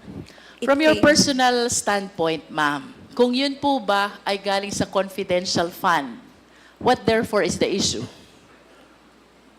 I could have said, I could have refused to ask. Why, ma'am? Bakit mo i-refuse kung galing siya sa confidential fund? Kasi po, may nababalitaan na kasi ako na pag confidential medyo may problema. So, And yet you conformed to sign the liquidation. In spite of the knowledge that there are issues surrounding already confidential fund. Tama po ba? I signed the liquidation voucher or liquidation report because it should be part of the liquidation documents Yes, that I should be understand. submitted. But that is a confidential fund. Liquidation of confidential fund. Tama po ba? Yes, Your Honor. So ano po bang iniisip nyo na issue kung yung perang napabigay sa inyo ay galing sa confidential fund? That could be subjected to post-audit. That's all? Yes, Your Honor. Eh kung ito naman pong perang ito'y galing sa personal money ni Vice President, what will be the issue? Sir, Your Honor, wala po kasi personal money naman po niya yun. That's what you believe. Yes, Your Honor. How long have you been in the government? I've been in the government for 36 years. 36 years. Yes, Your Honor. If that money is part of the confidential fund, then you will be implicated for a possible case of malversation. But if that money is part of the personal money of the Vice President, please understand that the mere act of receiving money, you being in the government, already constitute a violation of the law. And this is provided under Anti-Graft and Corrupt Practices Act, Republic Act 3019, paragraph 3B, receiving of gifts. The same is true with respect to Republic Act number 6713, Code of Conduct and Ethical Standards, Section 7, receiving of gifts. And ultimately, PD 46, prohibiting the giving and receiving of gifts to public officials and employees. I hope you understand that, ma'am. Thank you, Your Honor. Thank you, Mr. Chair. Thank you. Mr. Chair, yes. Yes, Just a Congressman few- Sia. Thank you, Mr. Chair. Just a few questions I'd like to ask. Maybe I can direct my questions to Attorney Pua. Apart from your service to the Vice President as a spokesperson, you were once her Chief of Staff, right? Yes, Your Honor. Attorney You were- Pua. Mr. Chair, sorry. Mr. Yes, Chair, you were yes, Chief Your of Honor, that's Staff correct. when she was the Secretary of DepEd. For a time, not for the entire duration, Your Honor, but on the latter time. I started April 2023, Your Honor. Up to when? What Until time did July you- 19 when she resigned. So, from a portion of the discussion of the confidential funds, when it was brought out in the open, you were then still the Yes, Chief Your of Staff of the Vice President when Yes, she Your was also still the Secretary of DepEd. Yes, Your right? Honor. Mr. Chair. You heard about the testimonies of your fellow guests here, right? And they were mentioned about the sobre and the gifts. And I'm just wondering, was there any point in time that such bigayan sobre was when it was happening? What as a Chief of Staff, I presume that part of your job is the in and outs of the office of the Vice President, any memoranda, etc. I would just like to know, Mr. Chair, Well, to your knowledge, do you have any, or would you know, for example, that such gifts are being given? Let presume, no, assuming without conceding that there's in fact given, out of the good heart, no? Was there any point in time that you were made to also understand that this may be a regular process, that the Vice President is really giving out gifts to sobre, to the employees of DepEd? Mr. Chair. Where were you when all of this are happening? Yeah. Mr. Chair, again, I'm under oath. Hindi ko po alam na may ganyang pupunta sa office, binibigyan ng envelope. Perhaps I need to contextualize and give you an idea of the working relationship back in DepEd then. In DepEd, I think anyone who's worked with the Vice President would know that the way she does things, it's highly compartmentalized. No? So, for example, I may be in the same office as my ASEC, who was then ASEC Fajarda, but we had totally separate duties. So what does that mean? It means that she takes care of the OSEC proper because she was already HEA even before I came in as Chief of Staff. She was already HEA. No? So when I came in as Chief of Staff, the duties that were assigned to me was basically the day-to-day of DepEd. So meaning I would hold cluster meetings with the USECs on a weekly basis. My primary marching order was to deliver on the Matatag agenda. And perhaps, looking at it now, in a very direct manner, perhaps that's also why I was never really briefed on how confidential funds were being operationalized, on how, perhaps that's why even when I came in as Chief of Staff, I was not made SDO or signatory or anything. The only time I can honestly say that I encountered looking into the reports of confidential funds was when we were already issued an AOM. And at that time, I was also not just Chief of Staff, but I was OIC Finance. And so it was within my purview to address and respond to the AOM. I know it is very hard to maybe fathom or imagine na bakit hindi mo alam tong mga ganito. But I think anyone in DepEd and my DepEd family is here, they would know how compartmentalized we were at that time. In fact, coming into these congressional hearings, and to be very honest with you, sir, Mr. Chair, kung pwede ko lang sagutin yung confidential funds, Your Honor, gusto ko na sagutin. Kasi I've been defending DepEd since day one as the spokesperson in July 2022. So to be honest, if I could just defend DepEd now, defend the Vice President even, I would. But that's why I came here. When they asked me anything, minsan sabihin pa nga sa akin, why did you admit, why did you, but that's the truth. And I just want to be here and tell the truth. Ngayon, pag hindi ko talaga alam, I would say hindi ko talaga alam. And Okay. sorry for the long, I'll give you that. I'll give you that. Let me ask Ms. Catalan. Ms. Catalan, when this sobre, when these envelopes were given to you, was it, did you also, was it, were you made also understand that this is done in secretly, or is just magandang ano lang, it's a regular binibigay lang na parang allowance lang, pang-gift lang, or may impression ba na wag mong sabihin, sa'yo na muna ito, or ganon? Wala po, Your Honor. So, ibig sabihin, talagang hindi siya sinesekreto.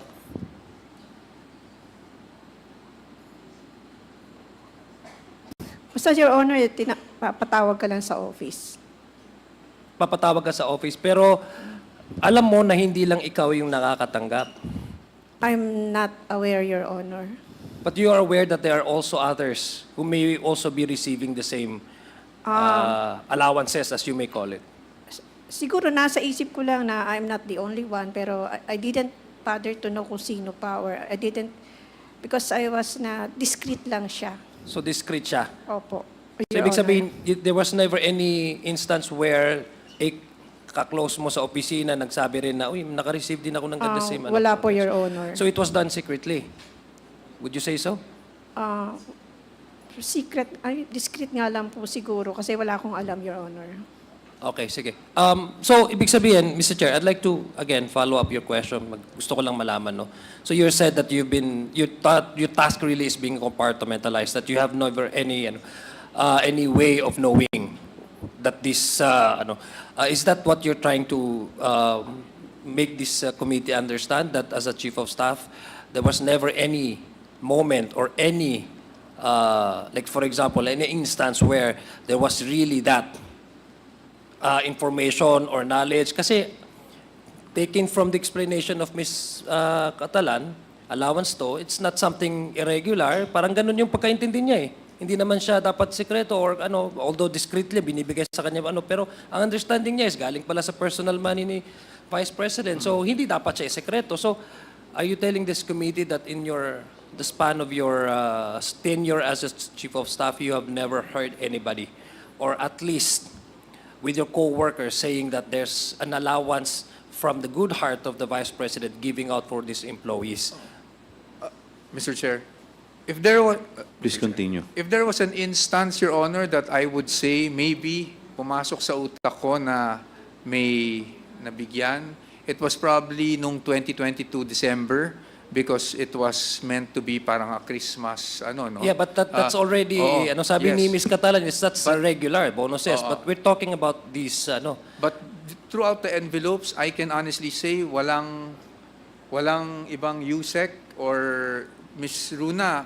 I can honestly say I just found out today also.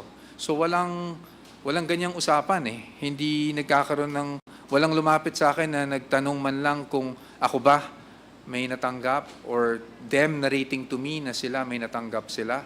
To be perfectly honest with you, wala talaga akong narinig eh. As a Chief of Staff, it's, to me, as a Chief of Staff, because you're appointed as a Chief, so big sabihin, trust and confidence is everything, di ba? Kasi ikaw, before it reaches your principal, everything should be, everything should be a course through as a Chief of Staff through you, no?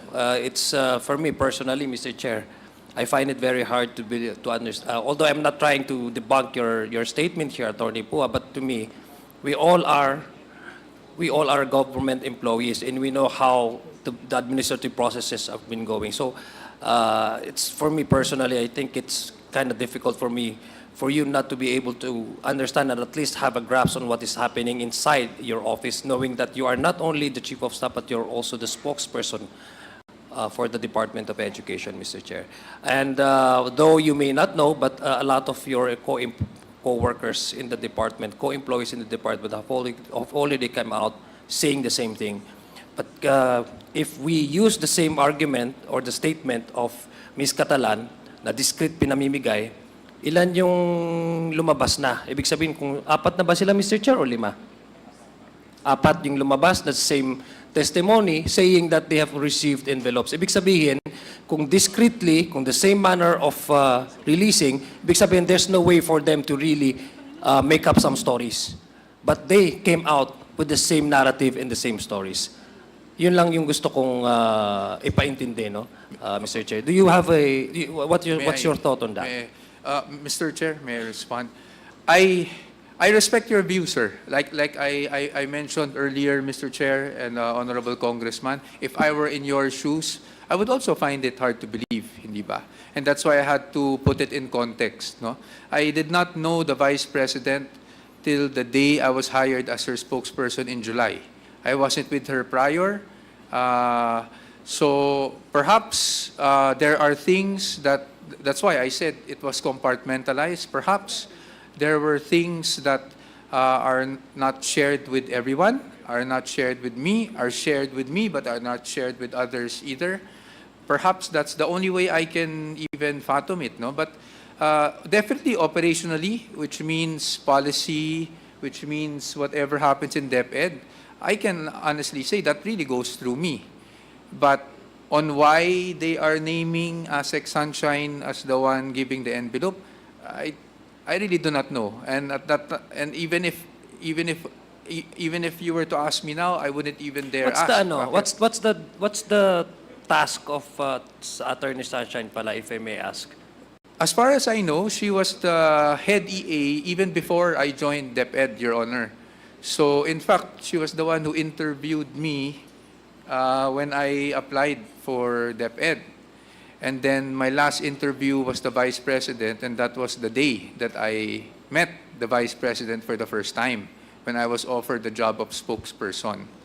And I remained to be a spokesperson from July 2022 to around April 2023.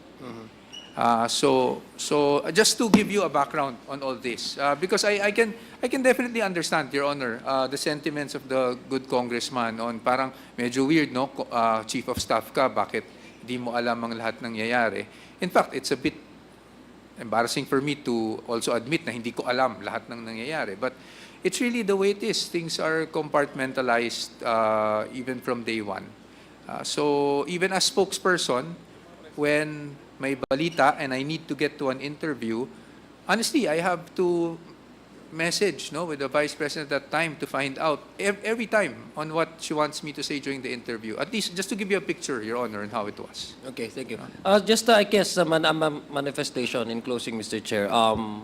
Narinig naman natin ilan yung lumabas na po dito sa committee na the same yung kanilang sinabi, na nakareceive po sila ng envelopes, no? At hindi ho nila ma-explain kung saan lang gagaling itong mga envelopes na ito.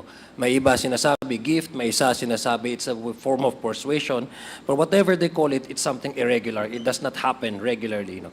Pangalawa, yung apat na po, kung tatanungin sa katanungan, sa kasagutan po ni Ms. Catalan, ang sabi po niya, tinatawagan po sila individually, binibigay sa kanila. I think the same story also we've heard from the rest of our invitees who said also the same thing, no?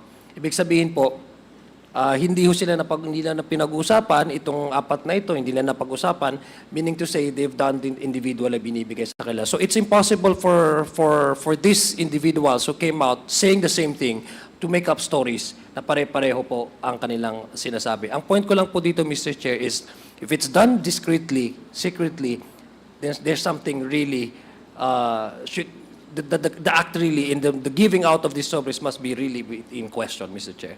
Yun lang pong aking manifestation, Mr. Chair, at marami pong salamat. Thank you, Attorney Puwa, for giving us a background. Mr. Chair. Thank you, Mr. Chair. Yes, Congressman Acop, you're recognized. I would just like to follow up the question of the Honorable Adyong. Yusek po, ang sabi po nyo, hindi kayo nakatanggap ng envelope. Did I hear it right? Mr. Chair, nakatanggap po ako pero hindi envelope mula kay VP mismo. Occasionally, no? And I can try to cite the occasions if you would want me to. Yung envelope, kagaya ni Madam Catalan. I was never called to ASEC Shine's office, for the record, to receive an envelope. I don't know why, to be honest. Thank you. Asek Monsayak, have you received also an envelope? Just Good like afternoon. Madam Catalan. Good afternoon, Asik, Mr. Chair Masaya. and You're Your Honor. recognized. May I answer, Your Honor? Yes, please. Your Honor, I never received any envelope from ASEC Shine Fajarda or the Vice President. Never, Your Honor. And if you will recall the testimonies of the persons who supposedly admitted that they received envelope, they started receiving February and it ended September 2023. I only joined DepEd in October 2023, Your Honor. Thank you, Your Honor. Thank you. Yusek Escobedo, the same question. Yusek Escobedo. Mr. Chair, You're Your recognized. Honors, hindi po ako nakatanggap, but during birthday, binigyan lang po ako ng isang cash lang po for my birthday and Christmas. Thank you. How about Yusek Mempin? Yusek Mempin. No, sir. No. No, sir. Now, Madam Catalan, what makes you special, or what do you have that you would merit a 25,000 envelope, contained in an envelope? Ano pong meron po kayo? Miss Catalan, you're recognized. Hindi ko po masagot, Your Honor. Kasi, yung mga matataas sa inyo, ang testimony nila, hindi po sila nakakatanggap. Pero here you are, the head of the accountant division, nakatanggap po kayo. Ano po ang meron kayo that would merit na bigyan po kayo ng envelope ni Vice President? Your Honor, yung sinabi lang po sa akin ni Sec. Shine is that a form of gratitude. What did you do what did you do that would merit yung kuwan na yun?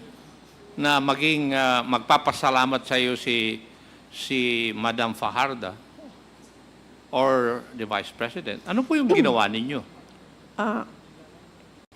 Maybe we're just doing our job in the accounting division, so maybe they were just very... Naniniwala po ba kayo na sobre at pera ang award ng isang empleyado na efficient sa pagtrabaho po niya? Maybe, Your Honor. Huh?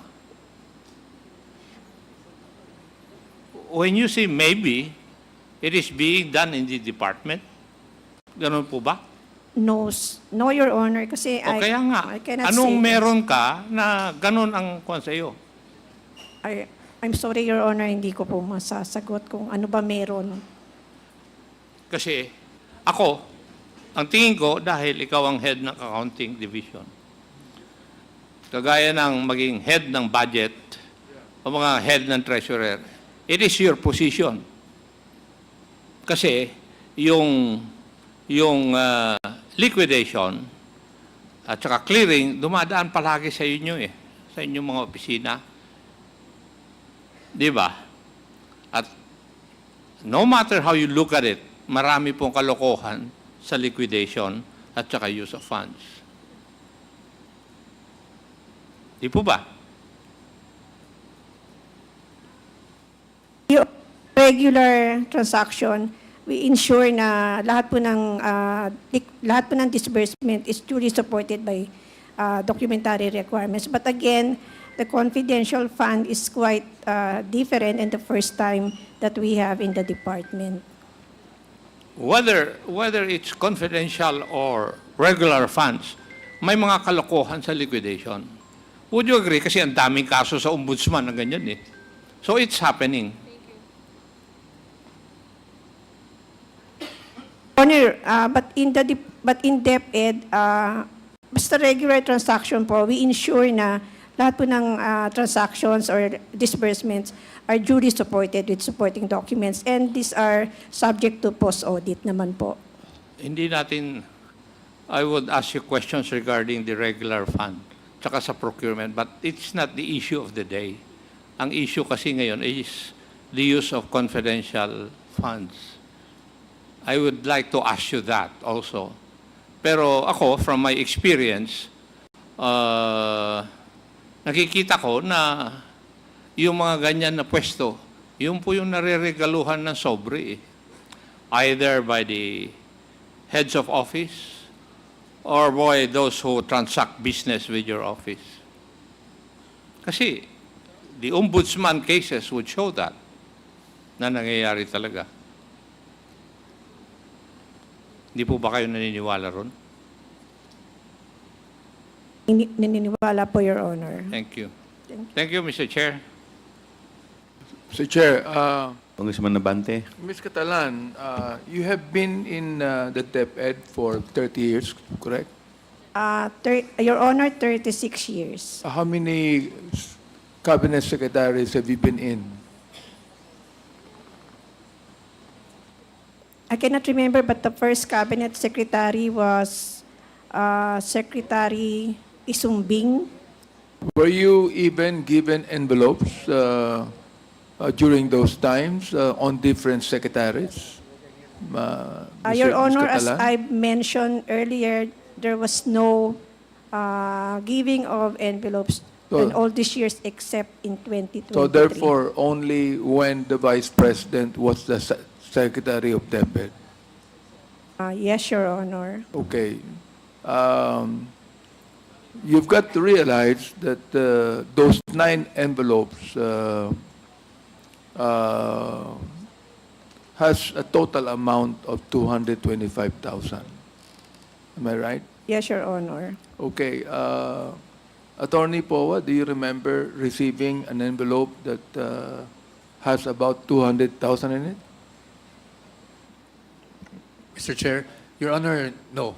The simple answer is no. The biggest, if I need to share, Yes, go probably when one time nakwento ko nga na nag-reimburse ako because of the media party, no, for just to host the media for Christmas, I was given around 20 to 25 at that time, which was, well, to be candid, lower pa than what I made abono, but who are we to diba? So, but never, not definitely not 200, not 100,000, not 50,000. Oh, Ms. Catalan, he was an undersecretary of DepEd, the spokesperson of the Vice President, yet he has not even received, that amount of money during his time.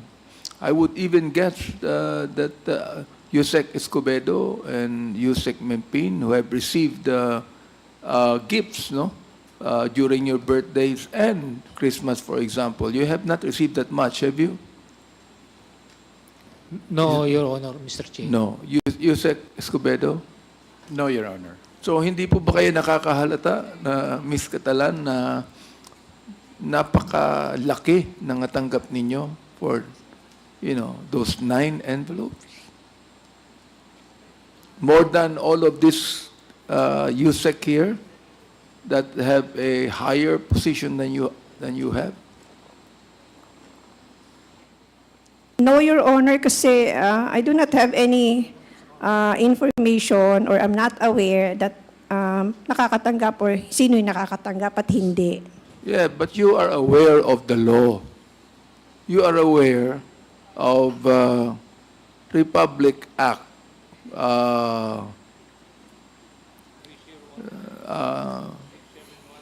Republic Act, 3019, which is actually, dito sa akin Republic Act 3019, Anti-Graft and Corrupt Practices. You're aware of that, isn't it? You know that, isn't it? Yes, Your Honor. Okay, wala naman So, I mean, dapat nakikita na natin ngayon yan kung paano. That's the reason why I'm asking you na I would even guess that those envelopes you received were a form of pressure on your part to sign.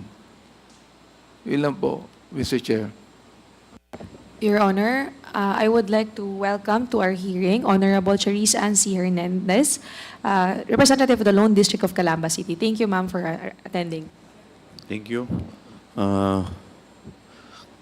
Yes, Congressman Mika.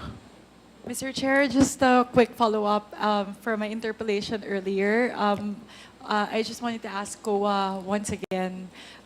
You mentioned that there was an AOM that has already been issued for the regular funds for 2023. Please correct me if I'm wrong, but I believe the AOM is issued on a quarterly basis when applicable. So apart from the AOM that you mentioned a while ago pertaining to the welfare goods, under supplies and materials, are there other AOMs that have been issued since 2022 pertaining to regular funds of the OVP? Yes, Mr. apart- Tumawis, Mr. Chair. you're recognized.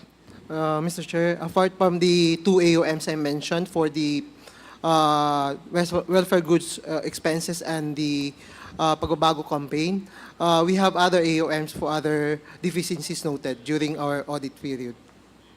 Mr. Chair, if I may request, Mr. Chair, for the committee to request a copy of those AOMs. I believe since we are talking about regular funds here, we no longer need to ask for a subpoena or issue a subpoena duces tecum as this pertains to regular funds, Mr. Chair. May I be recognized, Mr. Chair? Ano pa? Pakilakas I-clarify ko lang po kung anong period or anong audit period po for CY 2023, 2022. Mr. Chair, if I may ask, fiscal year 2022, fiscal year 2023. From the third and fourth quarter of 2023, 22, and the however many quarters you've already audited for fiscal year 2023. Kasi what was the last quarter po that you audited? Year po, Mr. Chair. The last So last full year year. po is 2023.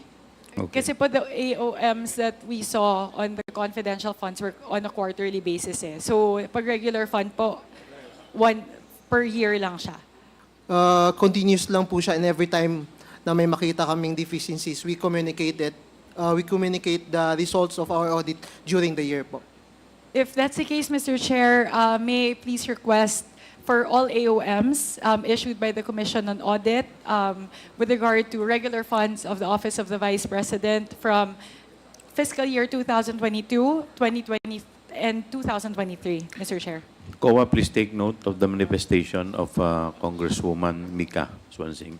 Yes, Mr. Chair. Yes. Noted. Meron pa po bang concern? Mr. Chair, Yes, please follow-up continue. lang po. Mr. Chair, kanina lang po, I was thinking about the response of COA to one of the questions pertaining to the welfare goods.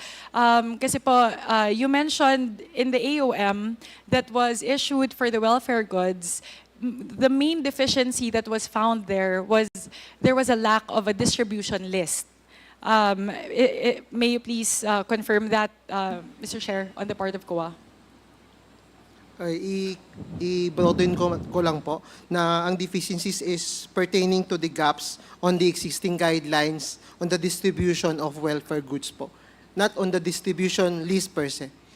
Mr. Chair, may we please ask COA to enlighten us, what does it mean to be non-compliant with the guidelines with regards to distributions? Because it's, for me, it's a little bit alarming. Say, if there are two different things, if you talk about non-compliance with distribution guidelines, you can either be talking about non-compliance with internal controls, which you mentioned are receipts, distribution lists, etc. But on the other hand, there could also be deficiencies around supplying names of actual beneficiaries, in which case it is no longer an internal control issue, but rather a utilization issue, an accountability issue. So I just wanted, Mr. Chair, for COA to enlighten us kung ano po yung deficiencies nila when they say it's non-compliance with distribution policies, Mr. Chair.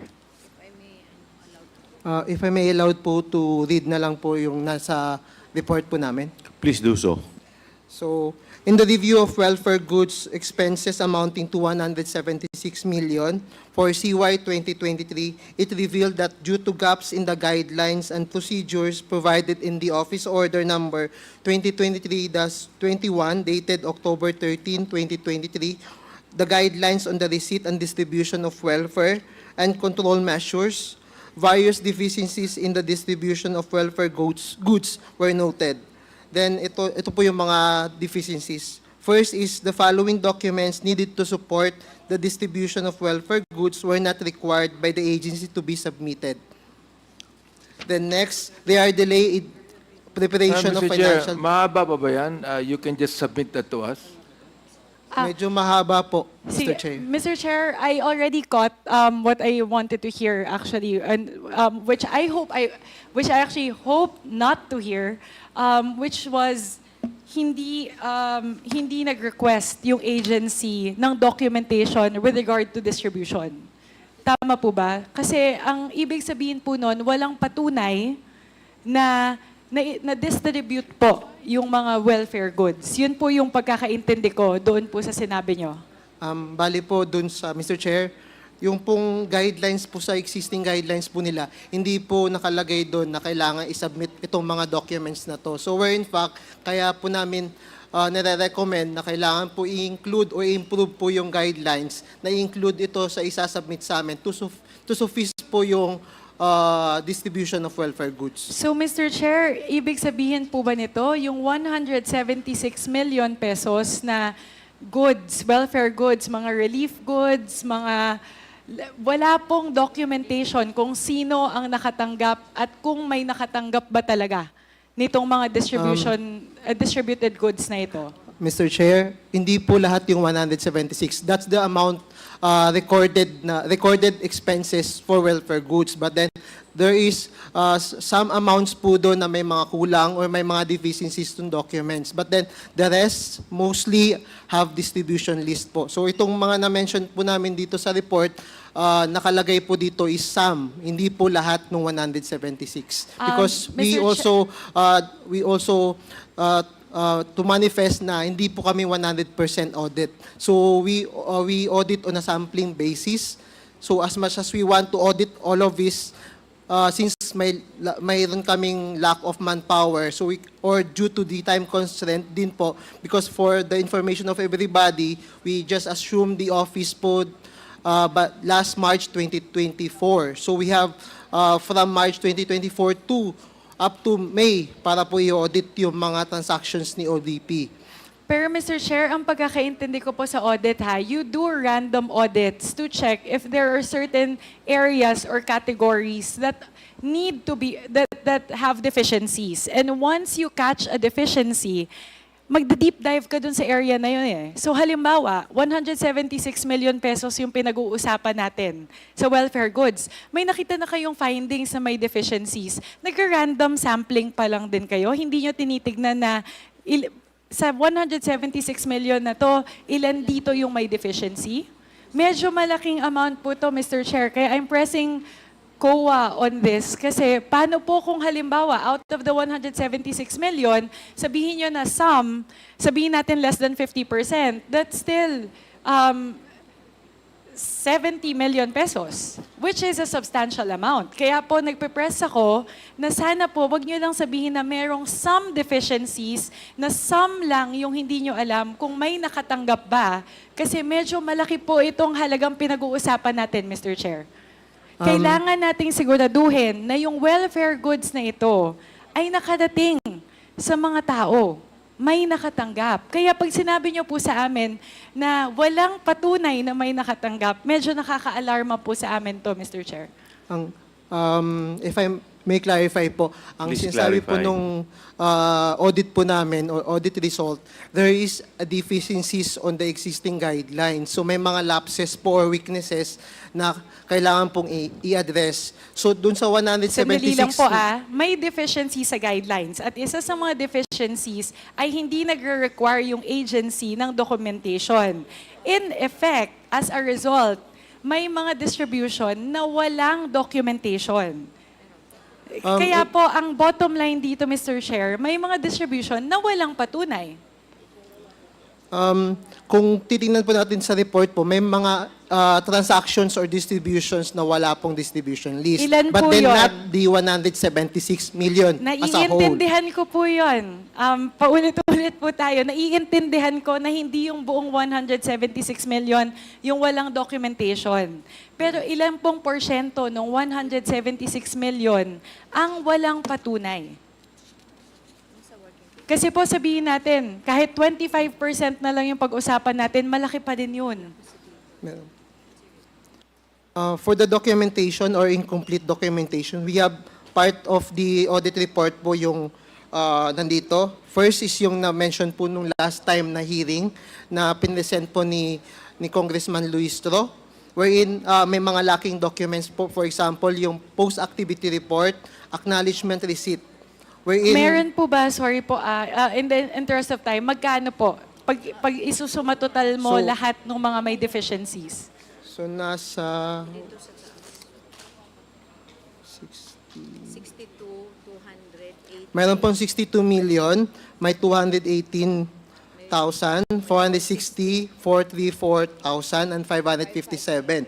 But then as to the post-activity report, the head of the agency or the management of the OBP has submitted their comment that these documents were attached on the liquidation of the cash advances ng mga satellite offices. Hindi lang po na-i-attach doon sa liquidation or doon sa liquidation distribution ng welfare goods. So as of now po, kaya po nilagay namin or sinasabi po namin na nandun pa rin naman po yung as to validation, na validate din po namin yung doon sa mga nandun sa other attachments. Hindi lang po siya na-attach. So that's why one of the recommendation po dun sa AOM po namin is to revisit yung existing guidelines and then mas paigtingin yung mga controls para po yung mga kulang-kulang na documents. Hindi kasi sinasabing kulang talaga o walang documents. May mga documents naman po for the distribution list. There's just a weaknesses on the controls or lapses on the submitted documents po sa amin. Mr. Chair, ganito po, I recognize COA's effort to address the gaps in the guidelines. Pero we also have to be cognizant of the 62 million pesos that is already in question na merong deficiencies.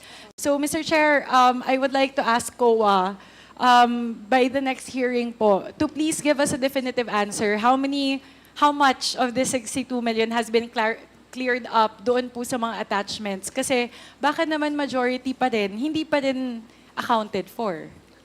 Then for information din po, Mr. Chair, yung sa 62 million, ang lacking documents po is post-activity report, which is a secondary documents lang po. But then yung mga distribution list po niya, mayroon po yun, ma'am. Mr. Chair. Mr. Chair, siguro po kailangan natin po ng kopya ng liquidation report. Lalo na po dito sa welfare goods na ito. Actually, supplies and expenses supplies and materials expenses. Kasi yun po yung, I believe, roughly 40% of the whole OVP budget, if I'm not mistaken. Kasi po 400 million for 2025 po yung proposal nila.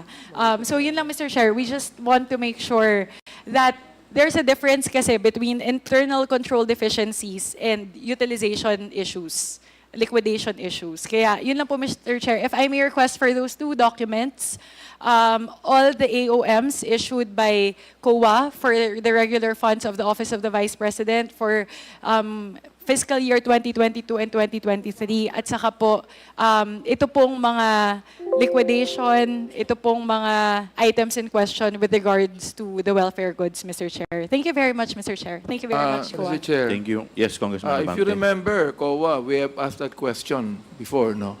Yung liquidation report na yan, di ba?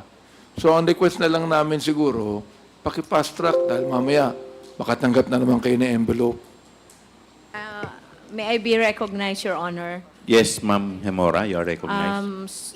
Your Honor, Mr. Chair, we need clarification. Do we have to wait for the subpoena or request from the committee to submit those documents that were just requested by the Honorable Congresswoman Swansing?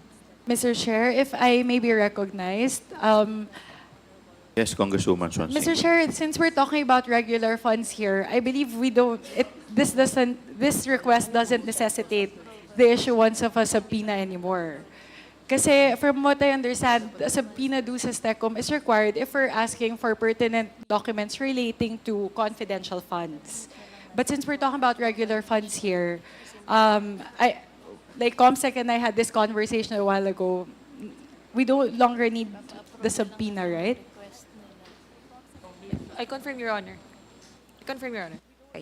But we can request for a request, or is this this forum is and for further approval of the chair, we'll just represent to our chair that there's a request from the committee, or we will wait for the formal request from this committee. Formal request, Mr. Chair. Kailangan niyo ba yun? Yes, sir. Your Honor. This We is will, already put on record.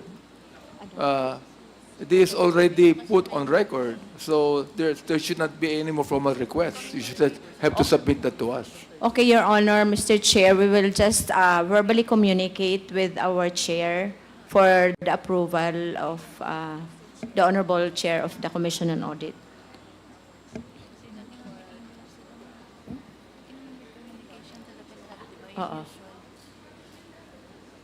We will just draft a letter request for purposes of compliance.